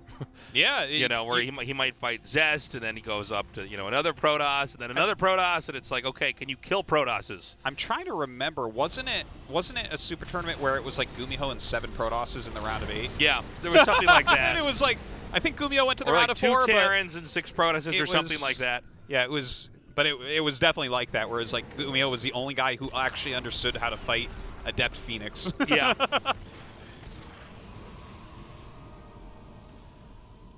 Now, the push is coming here on the 4th. I'm not totally sure how useful these Phoenixes are going to be against an army of this size. Yeah, they really do scale down a bit. Terran didn't drop, so, where do you go from here? It seems like this is just a bad Protoss army. Can he get the Immortal here? No, he does. Oh, yeah. He actually is going to continue to spill forward here. Oh, he's going to get that one, Colossus? Oh, just barely not. Phoenix is fighting back. The overcharge really helping him out there. But you know what? Cancels the 4th. I like it. Oh. He was not quite that fast at doing this. He kind of misclicked or something went wrong, but I guess he gets the unload anyway. He has the tanks on the low ground that can shell some of the units that are trying to walk around, I think. Yeah. We have the Archons and the Zealots coming down here on the tanks. Yeah, the units in the main base, though, for Bunny, doing a great job killing all the warping in units. And in fact, he mostly cleans up what was attacking into his siege position as well. I think Bunny's going to do it. I think Bunny just killed Oh, my God. I got to say, he's got a real handle on the matchup. Dude. GG, Bunny. Crushing through. Chills. That's what I call it, TVP. Chills. I'm a believer, man. Holy crap. Like, last chance was not a fluke. Bunny has finally come about. This guy he is dynamite in all 3 matchups now. He looks great. Oh my God. So much God. better than the other matchup with Cure Parting. Honestly, if I was in a restaurant and they served me Cure versus Parting, I'd send it back. I'd never go there again. Yeah. Bad Yelp review. Yeah. But not Parting, Stats. I mean, he doesn't look bad. No, but it didn't Bunny feel like he looks played particularly bad. Like he's leveled up. Yes. He has absolutely leveled up. You cover that up and ask who that is, it's like, I think I would say that it's TY. Wow, Bunny once again proves that he is in absolute good form right now. Congratulations, thank you. Wow, you beat Stats today, Bunny. I'm sure you're rejoiced. How do you feel? Well, so far, I haven't won a single match. I haven't won a single match against him in an official match. In online matches, I've beaten him sometimes, but I did lose to him a lot in the past.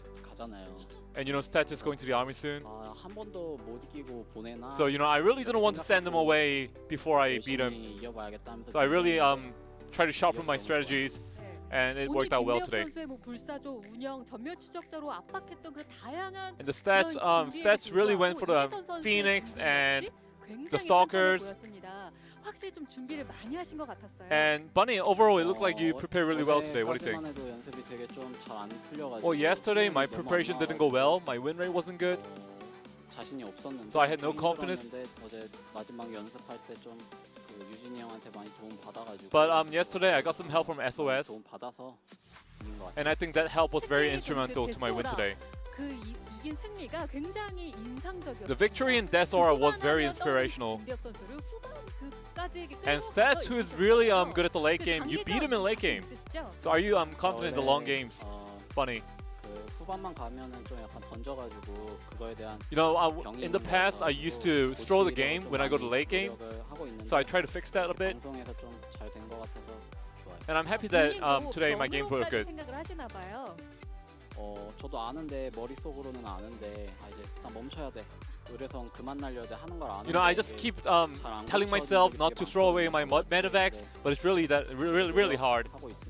But I'm trying. 노력하고 있다. 오늘 1세트에 그 의료선 폭사된 것만 아니었으면 3대 0도 혹시 가능. In the first set, if you hadn't thrown away your medevac, you probably could have 3-0, right? 제가 좀 약간 손도 좀 덜 풀리고. Yes, that's right. In the first set, my hands weren't warmed up, and I had some mistakes. And it was just a very unfortunate loss for me. 작년은 평균적으로 16강으로 성적을 마무리했습니다. And last year, your results have been very average, but What do you hope for this season, this year? 우승 꼭 한번 해보고 싶은데 I want to 쉽지 lift 않은 the 걸 trophy 아니까, 네, once 더 this 열심히 해야 year. 될 것 같아요. It's gonna be hard, but I want to try. 다음 8강 상대는 주성욱 선수 혹은 후안 로페즈 And your next opponent in the round of 8 will be either Special or Zest. 후안 만나고 싶고, Who do you want to meet? 네, 토스는 Frankly 최대한 speaking, I want to play against Special. 당연히 I don't want 후안이에요. to play 지금 against 듣고 있을 Protoss. 텐데 서운하시겠어요. 후안이 더 못해서. You know, like Special is the lesser player out of the two, so I want to verse 그럼 him. 후안을 만나게 될지 지켜보도록 하고요. 마지막 한마디까지 Okay, so Bunny, before you go, anything you want to say? 팀에서 너무 잘 도와주고 해가지고. Well, my team's helped me a lot. 팀의 MV 팀에 너무 감사하고. So I'm really grateful to Team MV, and I'll continue to show good performance. 다시 한번 축하드립니다. Once again, congratulations, Bunny. Thank you. GSL 슈퍼토너먼트 So cool to see Bunny playing so well. Yeah. How far is he going to go? I think he could go very deep. Oh yeah, the way he's playing, absolutely. Bunny could do anything in this tournament. Guys, quick break. When we come back, our final best of 5 for the round of 16 of the GSL Super Tournament. You don't want to miss it.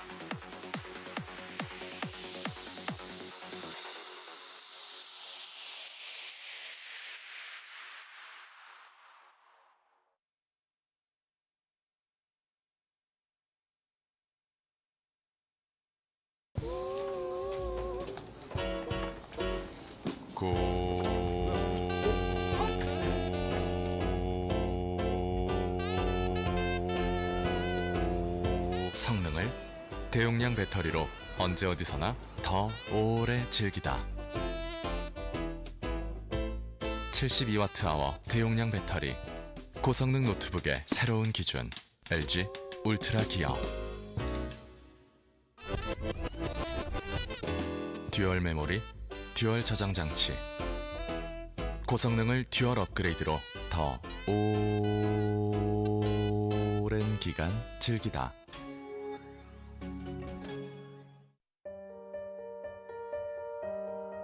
디자인을 하면서 가장 중요하게 생각했던 부분은 울트라 기어의 차별화된 브랜드 메시지를 잘 나타내는 것입니다. 신과 영웅들의 최강의 무기들을 검토하였습니다. 그중 니케의 승리의 날개를 모티브로 지금의 울트라 기어의 로고가 탄생하게 되었습니다. 울트라 기어의 이니셜인 U와 G를 비상하는 날개의 형상으로 레드 색상을 사용하여 강력한 에너지와 힘을 나타내었습니다. 울트라 기어는 최상의 퍼포먼스로 진정한 게임의 즐거움, 승리의 기쁨을 여러분께 선사할 것입니다.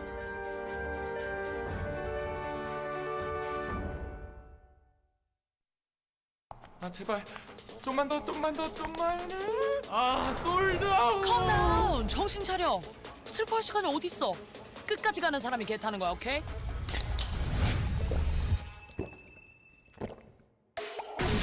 꽂혔다면 쏟아부어. 인생 직진 음료. 핫식스. 하나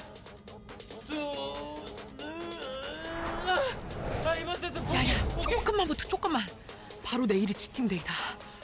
내일이다. 내일 모레도 아니고 내일이다. 꽂혔다면 쏟아부어. 인생 직진 음료. 핫식스. Africa TV Free Cup Studio Live 2021 GSL Super Tournament Season 1.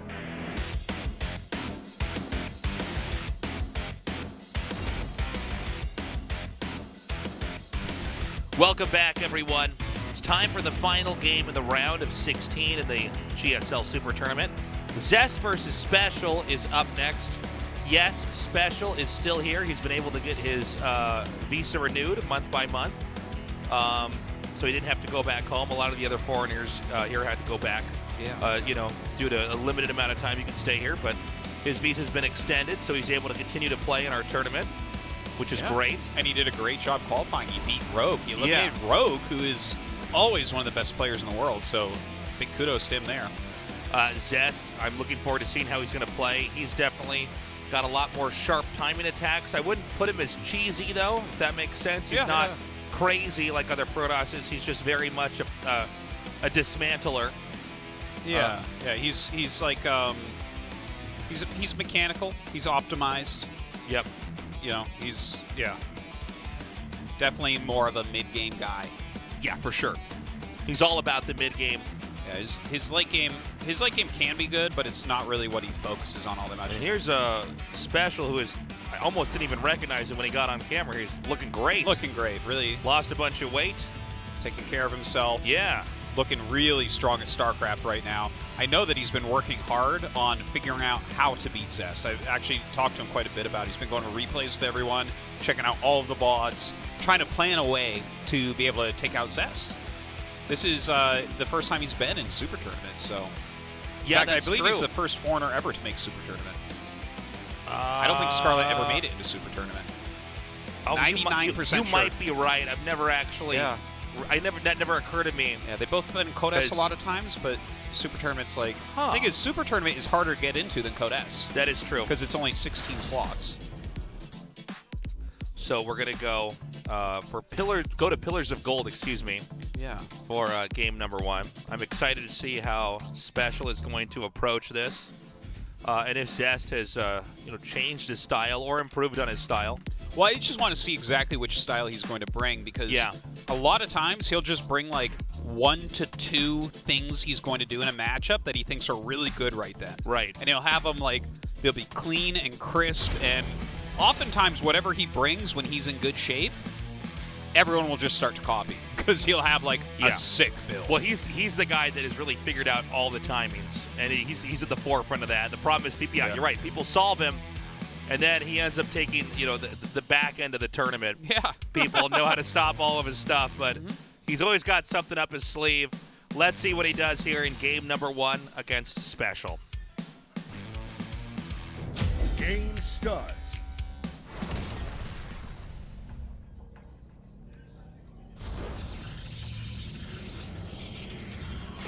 Raise your edge gaming. Excuse me. Zest.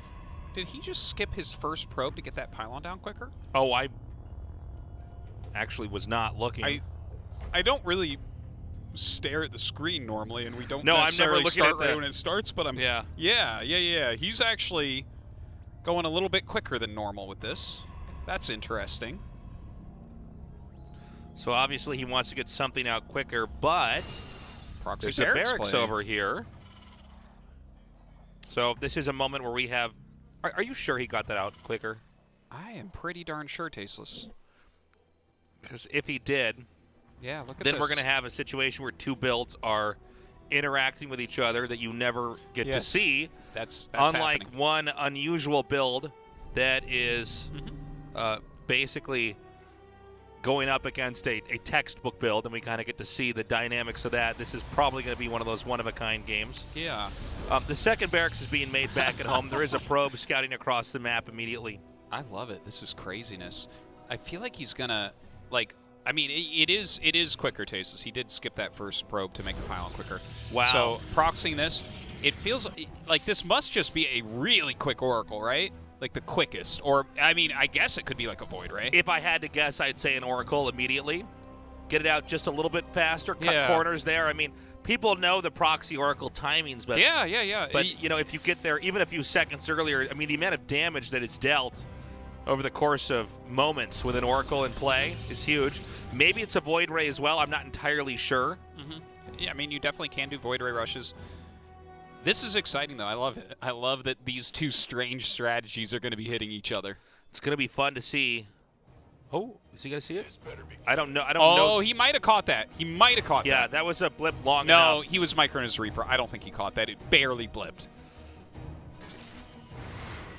Oh, I thought he was going to get the Reaper for a second. Crazy little fight there. Stargate almost done. Pylon coming down here at the natural.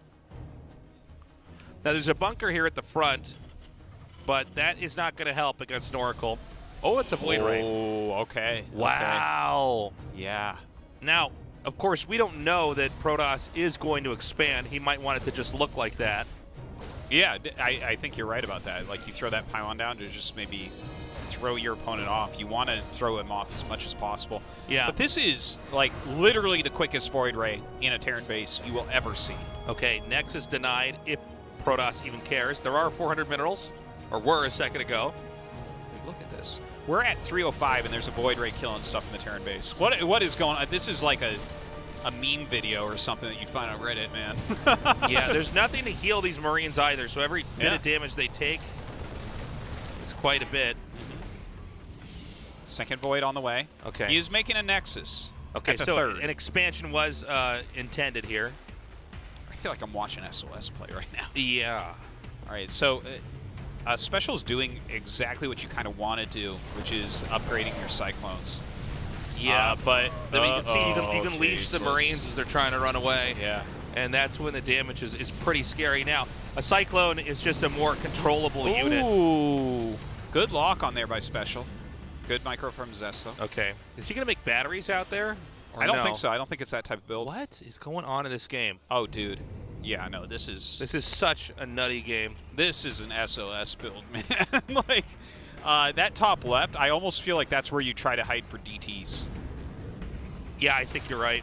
Oh, look, it is a Twilight. But there's like a SCV right outside of where it is, too.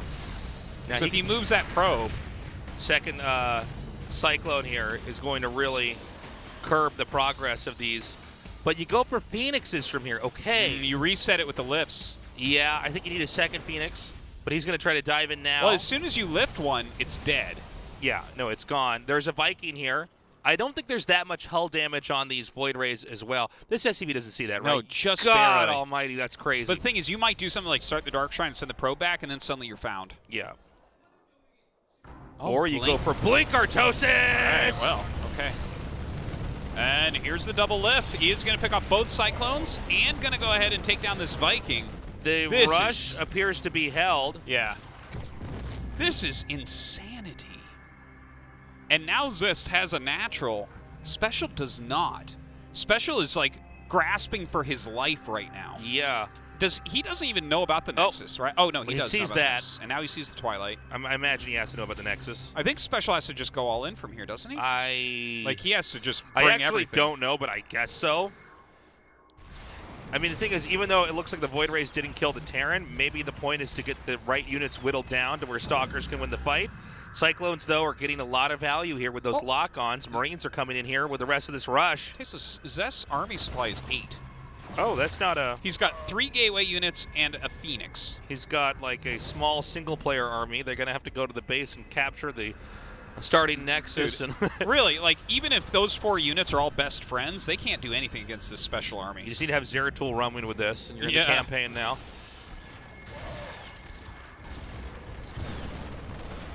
Okay, I think Special is just going to win. I think so. I mean, unless... Well, he's going to have some more gates finishing up here. The lock-ons on the probes not really helping him. I love that he's producing from that racks that block the Nexus. Yeah, well, I guess you could do that now. Hey, is Special pushing too hard here? Should he just settle for the Nexus? Or should he have? I feel like he should be going for the main, but maybe not. It's hard because the micro of Zest is very, very nice. His execution always strong. I just feel like he's got momentum on his side here. Again, I'm getting some good lock-ons. There's not a whole lot that can pair with these units. The Stalker's warped in on this side. Yeah, good blink-aways. Oh, his Viking kind of left out in the open. Blink makes these armies a lot more elastic.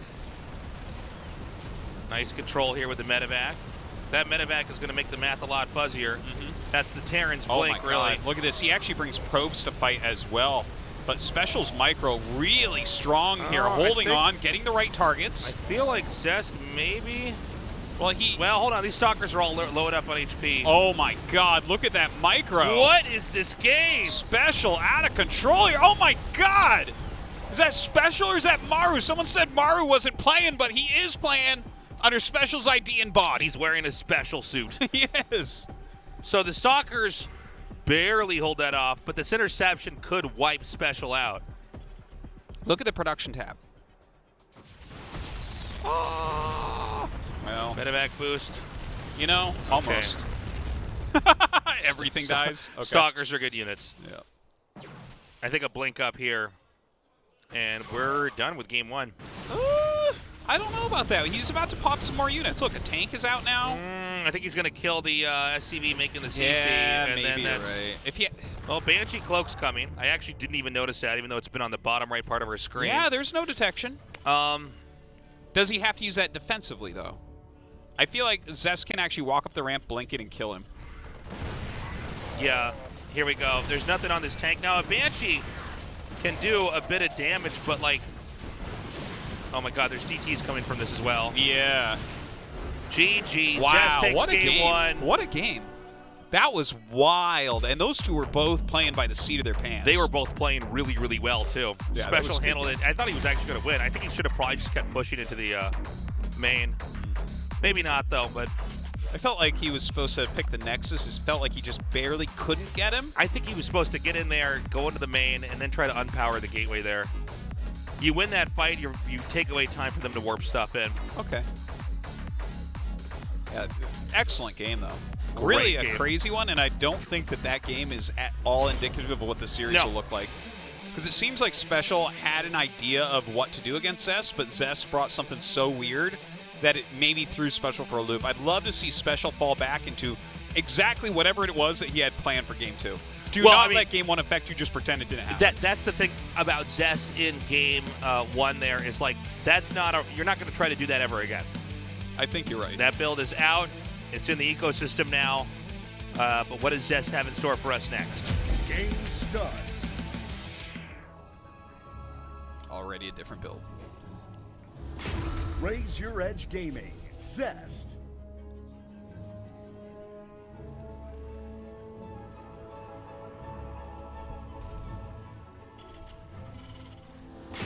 Team Exxon Special.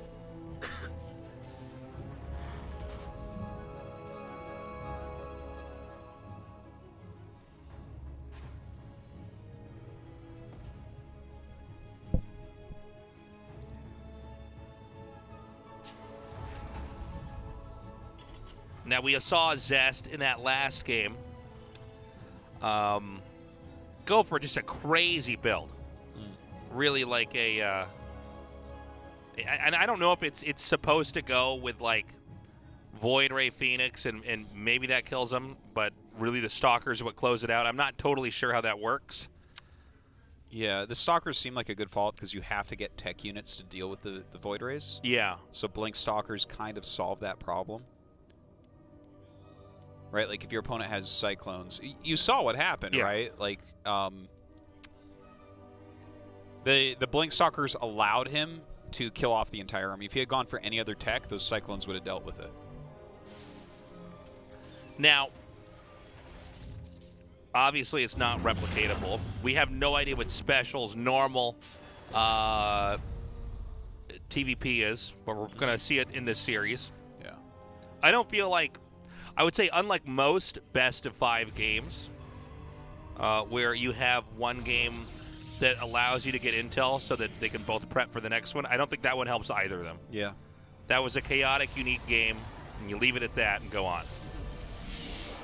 Yeah, I feel like you can't even be angry how a game like that goes, because it's just like, okay, well, that was well prepped and kind of sneaky, very different. It's a good way to kind of take control of the series by Zest, to be honest. Yeah, and I think I think Special actually had an idea to try to take care of the, take control of the series. We just don't know what it was because he was caught off guard by this 3-minute Void Ray. Yeah, well, this is what happens when you're trying to prep in these situations. You might go into a game with a special build, and then you spot something, and suddenly everything that you had prepared, it doesn't matter. Now you've got to follow a different decision tree and prioritize different things, units, structures, to come out and win. It's why RTS games are so hard. Is there's such an incredible amount of possibilities in a game. Yeah. And, you know, in that game, Special proxied a barracks. Yeah. And we had a proxied Stargate there with the Void Rays. The amount of variables and how they change everything is pretty wild. Probably will never cast a game like that ever again. No, certainly. No two games are the same, No. that's for sure. Some are pretty similar, and then you have ones like that where it's one of a kind.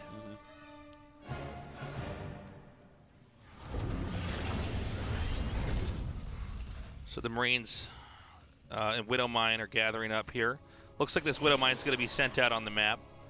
It's not surprising right now to see Protoss go for Stalkers with Blink and then combo that with an Observer. I imagine we're going to have 3 or 4 gateways here. This is PVT 2021. He actually went Nexus off 2 gate.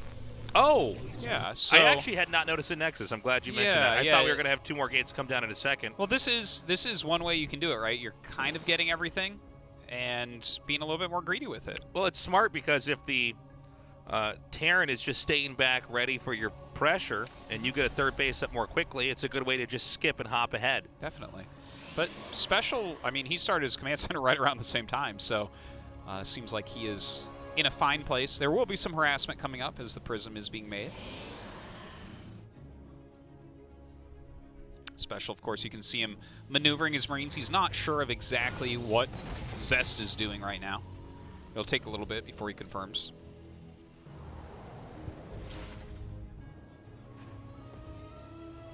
Okay. Tank out now. Slower game here. We don't see Special scouting just yet. The Banshee's going to come into play as well. And look, on the surface, this could look like what we already saw. Is this going to be hit by the mine? Ouch. 1 Stalker lost, not a huge deal. But I don't think this is something that Protoss is going to commit with at all. I think he's basically trying to make it look like this is the pressure build. Yeah. It's sneaky, it's smart. If you don't count the Stalkers exactly. And it's not to say that you can't put a little bit of pressure on here with this as well, but obviously with less gates, this is less that you can actually do. I think we'll probably just get the depot and get out. That's a sacrificial depot anyways. Oh, okay, I like that. Yeah, he just recalls. And then leaves some out for harassment. Exactly. But I really like what Zest has done so far here. This is a really Brady build. This is one of my favorite builds I've seen from him, along with Game 1. Yeah. So cool. And I mean, like, for everything. I mean, we've been watching Zest play and be good for so long. Yeah, Blink Robo, you know, there's so many different ways you can do it. You can do 3-gate, 4-gate. The 4-gate is like a very aggressive. The 3-gate is pressure. The 2-gate is apparently expand. And yeah, that's all of them. Well, I guess you could go up to 6-gate and it's all in, but that one's pretty silly. All right, a lot of gates being made. Oh, is he going to catch that? Got to be careful. There is an observer just out of sight. Blinks up. Yeah, this is going to get away, it looks like. I really like this move because you know that if the observer doesn't see you, it's not going to catch you. But the fact that the stalkers are there, you don't want to stop to put on damage because you know that observer's coming. So they just chase you so far away that it takes a long time to come back and harass. This is a lot of gateways. We are going to have a very strong attack coming out here. And again, it was a feigned stalker pin here. So this attack here from Protoss is going to be even stronger than what we're normally used to seeing. But tasteless. He's going to take a 4th? No, he's not. That's all for looks, Artosis. It's a mech build from Special. Oh, look at that. Super sick. Well, don't you just die then? Isn't it super sick until you die to all their units because you have almost nothing? If he has like a building wall or something, maybe he's all right. But, I mean, if he lives for a little bit, he should actually have an advantage. Or, with all these gateways, he warps in so many Zealots and Stalkers that they all fly and assemble together like that giant face in the 3rd Matrix movie and attack in, destroying all the mech, the Goliaths that were in that Matrix. That movie sucked. Remember that? No, the second one was the good one. Yeah, no, the second one was definitely the true. The albino They're twins making a new one, badass. too. Yeah, the albino Elkies fighting. Yeah. Okay, this is going to be crazy. Wallen's here. Yeah, see? He's getting a nice wall. He's got Banshees. But flying face Protoss army. Dude, he's got 4 Banshees. That damage output is pretty wild.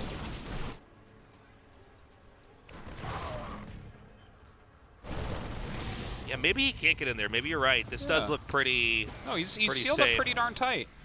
Now, this doesn't mean that Zest is dead or anything. Okay, he's going to add a couple Robos. That's interesting. Going to 3 Robo. Well, I think he realizes what he's up against. He's going to have a tech switch. We're seeing those Robos come down now. Yeah. And he gets a support bay. So I think he's going to maybe go Disruptor against this because Colossus is really poor against mech. Huh. Well, that's never going to do any damage. But he could get some war pins in the natural or maybe even in the main. Oh, wow. I like the Storm Drop idea. Yeah, cool idea. I guess the Banshees can't help you at all. But the Banshees can fly across the map and pick off a lot of workers. And already they do have the 8 speed kills. upgrade, Tasteless. Yeah. Really nice. Is he going to intercept it here, though? It's going to need to get observer speed, that's for sure. Yeah. Yeah, there it goes right away. Stargate on the way as well. We might see him going to carriers. I personally like carriers against mech. Oh, I think it makes sense. Yeah. I think it allows you to engage them in a way where you're not just eating damage before you even get to have your first hit. But Special's moving out. Is he going to push with this, though? Special's almost maxed out, by the way. Yeah, I think you want to hit your full max before you attack with this. I agree. Because, like... But it seems like Protoss is in a transition almost. Yeah, he is. Like, Protoss is not where he wants to be. I'm worried this mech army might just bop Zest. Well, I think what Zest has to do is get into a more forward position and start threatening counters. Look at his Blink Stalker count. That is not a good anti-mech army. It's good in the way that it's very mobile. So what I feel like I want to see from Zest, if he's going to take this down, is like pouncing on areas that Special is not ready for. Yeah. Right? Like if Special starts to move out, blink into the 3rd or the 4th. Right. Pick it off, run away. Recall out, whatever. Okay. They're still on the move here. Looks like you could set up a counterattack up here from 12. He's definitely, I think that's definitely what he's doing here. He's getting ready for attacking in a different direction because the actual standing army of Special is better than Zest has. Pick off what you can, then get out of here. Nice storms on the tanks, but it's not the same as when you storm Marine Marauder. No. You know, you can damage the tanks. SCVs can come and repair it up again, but you can really see how a storm is much better against, you know, the weaker units. Marine Marauder, Hydralisk, stuff like that. You just repair that stuff. The Speed Banshee's not really finding that much damage. There are a decent number of cannons up. Yeah, I thought they would honestly be killing more off, but it seems like Zest is just handling this fine. The idea is very good, though, I think. By the way, notice how Zest doesn't even max out. Like, he's been sitting around 150, 160 for a long time. And it's because there's, like, no reason for him to spend money. I'm sure if he was streaming, people would yell at him that he has 2K in his bank. But I can't believe I know more than you, Zest. Yeah, what are Zealots going to do for his army? Nothing. They're going to be a waste. Yeah, if you made Stalkers, it's a waste of gas. Yeah, he can make units if he needs them suddenly, but, like, it's better to just fill in with what you actually want.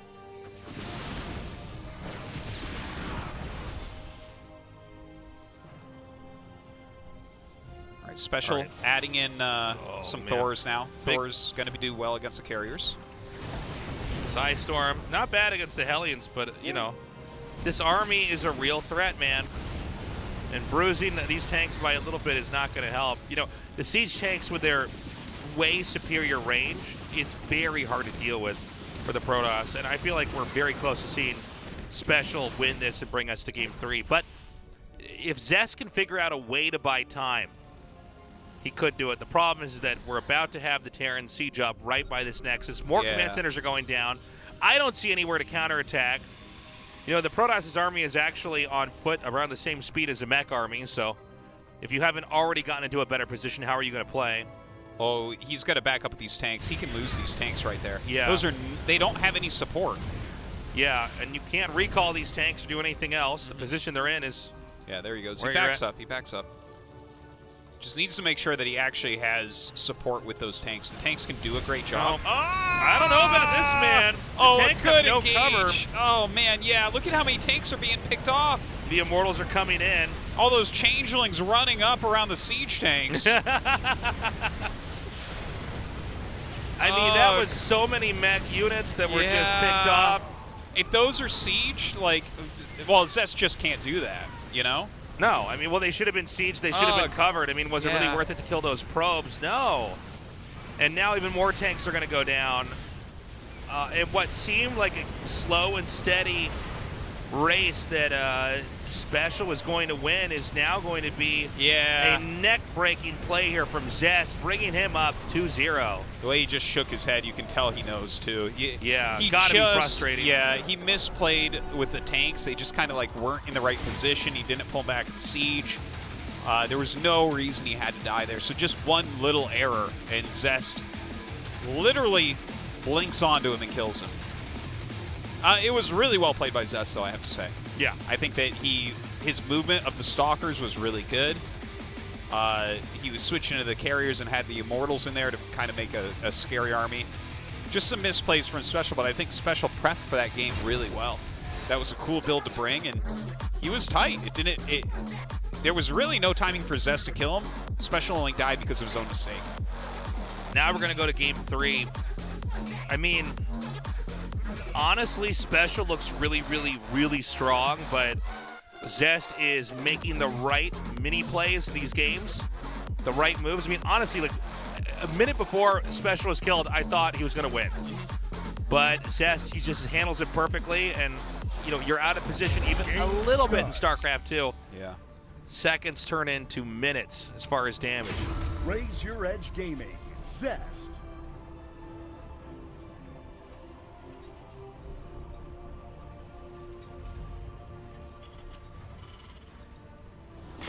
Team Exxon, Special. I do think we're going to go into Game 4 and maybe Game 5. This actually is closer than it looks. Yeah. Even if that was it, right? It's like a close set of games. Yeah. That last one definitely could have gone either way. The first one definitely could have gone either way. Really a diverse set of strategies coming out of these two as well. Nothing boring about this series. Yeah, this has been... Special seems a bit demoralized, though. You watching him? The way he's kind of moving his face and stuff? Yeah, well, I mean, these are two really frustrating losses. And if they were just games, like practice games, you would probably have a lot to take away from. Yeah. If they were ladder games, even though you're going down in MMR, you would say, well, these have been pretty crazy games, huh? But in tournament games, Yeah. These are 2 games that a few small decisions different, and he probably has up 2-0. Yeah. And so now he has to basically play 3 perfect games against a guy who seems to be a very good match, and so far is undefeated against him. Yeah. So, I mean, absolutely, Special's got to be frustrated. I guarantee he is. I hope that he can continue to play the level he has been. Because he just needs that little bit of extra push to be able to take a game here. But it is cool to see that preparation pay off as well. Yeah. Like, he brought 2 very different builds already. I think it's smart to bring different builds against Zest. I do wonder if Special's going to go mech again. If maybe that was his big planning today, was to come out here with an alternative style and really make Zest think on his feet. Yeah. But he did bring that alternative style, and Zest did think on his feet, and it worked. It's a really smart thing to do. Like, it's hard to do it like Gumiho does, where you're like, there's a 30% chance there's mech here. But if you as a regular Terran player that plays bio all the time, just occasionally do a series that has more mech in it, that can really throw off someone else's preparation. All their builds are like optimized to kill someone that has Marine Marauder, and then they're playing against Hellions and Siege tanks. That's, you know, that makes a very difficult situation. Is that a proxy starport? Yes. All right, cool. Hellion drop, do you think, or Banshee? I was thinking Banshee, but I'm like, I'm thinking a landed Viking. How about you? If you get that right, Tasteless, you're a king. If you get it right and then he loses, it's like, well, I was right, but no one should do that. Yeah, you and Juan have terrible ideas. Shade in here, doing some damage to these Marines. Yeah, loses one. Not sure how worth it was to do this. Yeah, well, Juan hid the Hellion out of the shade range. Against the 4 Marines, it's a much better fight. Right. Of course, also, it's actually going to be a Hellion drop, by the way. So, medevac coming. And he'll be able to drop over there inside the main. I think he has good potential for damage, right? Like, we have most of a wall at the front, and then he's been pushing with his couple of adepts. So how many stalkers does he have? Probably 1 to 2, if that. All right, here comes a stalker. Yeah, I mean, he's got even the shield battery. If you drop in like 3 Hellions in there, you're gonna chew through that and actually get probes pretty quickly. The shield battery can't cover everything. So here come those 3 Hellions now. They're gonna race in. There's a 3rd base about to be taken, so everything's pretty out of position. This is the kind of game that Special came here to play. And even these workers are not being pulled away that quickly. This is huge, man. 8 kills? That is serious, serious damage this early in the game. My God. 10 kills already. He hasn't lost anything. Well, I guess... Oh, you might get another good volley. Yeah, look at that. The Hellion count's getting low enough. That's going to be it. 14 kills, though, is enough. 14 kills is awesome. Yeah. That is some really good damage. So this is the first game where Special really comes into this with a leg up. He's looking very strong. But the Stalker pin is about to happen. When you invest in a proxy medevac with Hellions coming in, you've neglected some of your Marines. You're going to get your tank out a little bit later. So let's see if there's counterplay in this here for Zest. Tank is out, siege up. Ooh, he does not have that bunker yet. Yeah. Well, he sees that he can actually come up here. He could deny the bunker. Ah, that's annoying. The tank is here, so if he's careful about it, maybe he holds on. Now, I like the one adept in this. You could try to shade forward and use that to peek here as well. Oh, yeah. A little bit easier to micro maybe with that inside the prism. Ooh. Oh, okay, I thought he. I thought he hit it all at once, and a couple stayed up there. I thought, oh, that's unfortunate. By the way, Special very much so ready here. Yeah, I love that he has those up ready to repair. Yeah. Again, so much of StarCraft 2 preempting certain attacks. Good positional play to have the SCVs there. Now, a Dark Shrine's about to come, so this is not done yet. Really, this whole pressure build is set up to mask the fact that there's actually another killing blow in place. Now, is this going to work? I'm not totally sure. We don't know if Terran scanned that much. Doesn't look like there's, excuse me, I should say it looks like there's plenty banked. This isn't really... DT Blink. Ooh, that's really interesting, too. This isn't really a very popular follow-up. No. He has a lot of scans, though, so I guess that is in the back of his mind. And a turret on the way. You know what? He's going to be fine. I know he has at least 2 scans right now. Hey, thank you. There's one. But I think there's 2 more happening. One in the main here. Oh, he has enough scans. This is over. He does. Zest is getting crushed here. Very good play from Special. And with the investment of DT Blink, I don't know. I mean, I'm kind of scratching my head at that. I feel like you've already done the DT drop. The Blink is a ways away.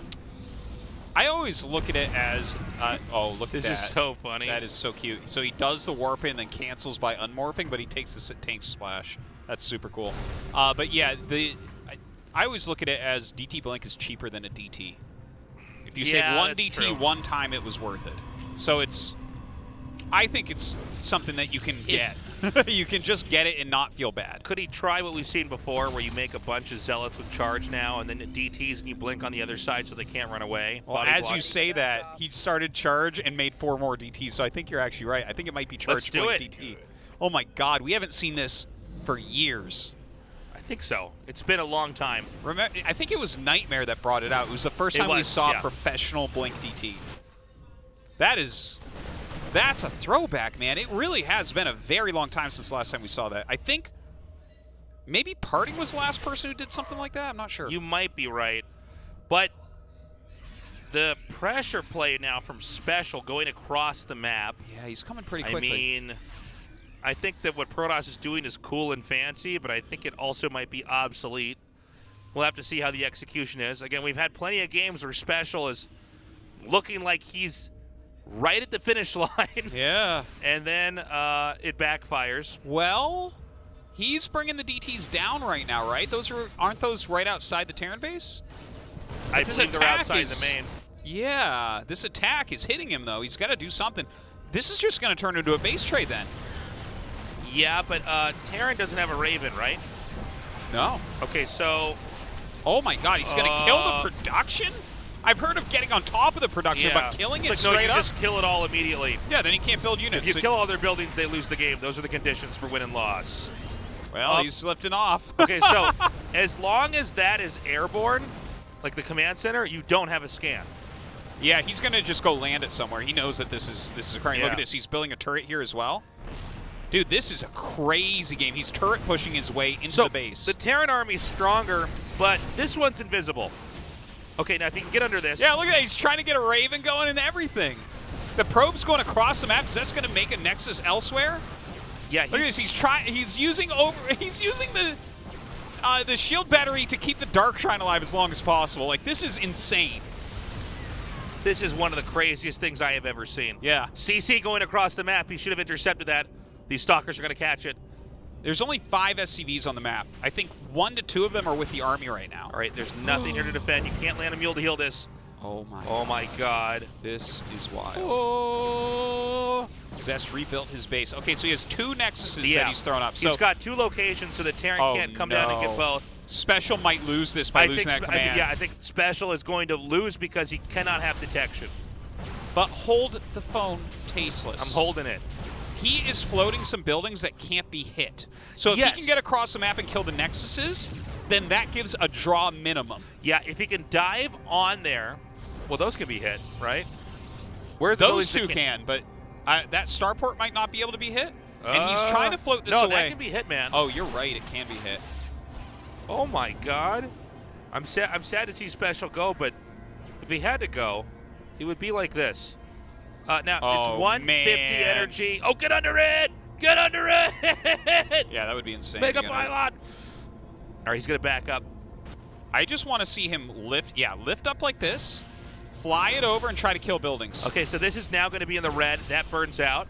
Now, turrets are still in the game, guys. Yeah. Turrets are buildings. Again, the lose conditions are you lose all your buildings. So, and his army can beat the other army. It's just the DTs are the problem, but you can outmaneuver DTs. They're not that fast, but except for their ones blink. Have blink. Yeah, they do have blink. It's an issue. 300 minerals. Well, 180 minerals now. Well, hold on. Can you? I think that Zest might have miscontrolled here. You know, we could see a DT blink on that stuff would get it. Oh, he's kind of. Oh, he actually miscontrolled that. Come on, Special. Come on. Okay, so he split his army to kill both locations. Oh, this is crazy, man. Oh, oh, oh, oh, oh. He gets... that's a pretty big pick-off. Yeah, but this army cannot... Gotta get out of here. But hold on, he's killing the other Nexus.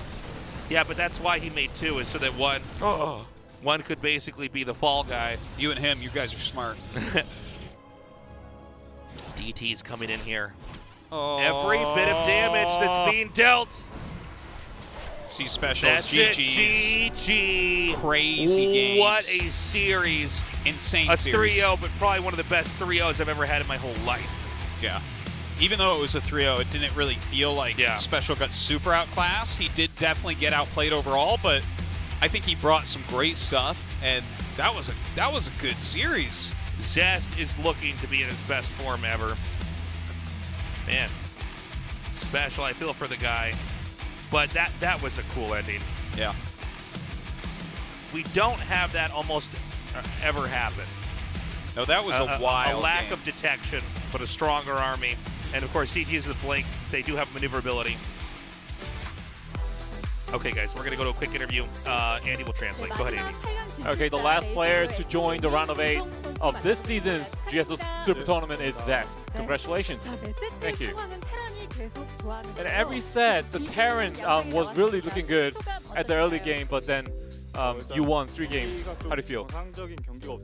Well, all of the 3 sets, they were very not normal, and it was really hard to focus, and but I think I was lucky in the end. Which game looked the most abnormal? The first one, definitely. The first one really blew my mind.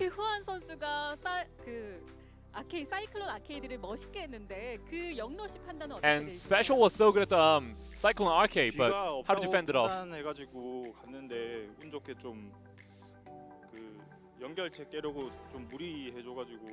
You know, he actually overextended to destroy my Nexus, and that was his downfall.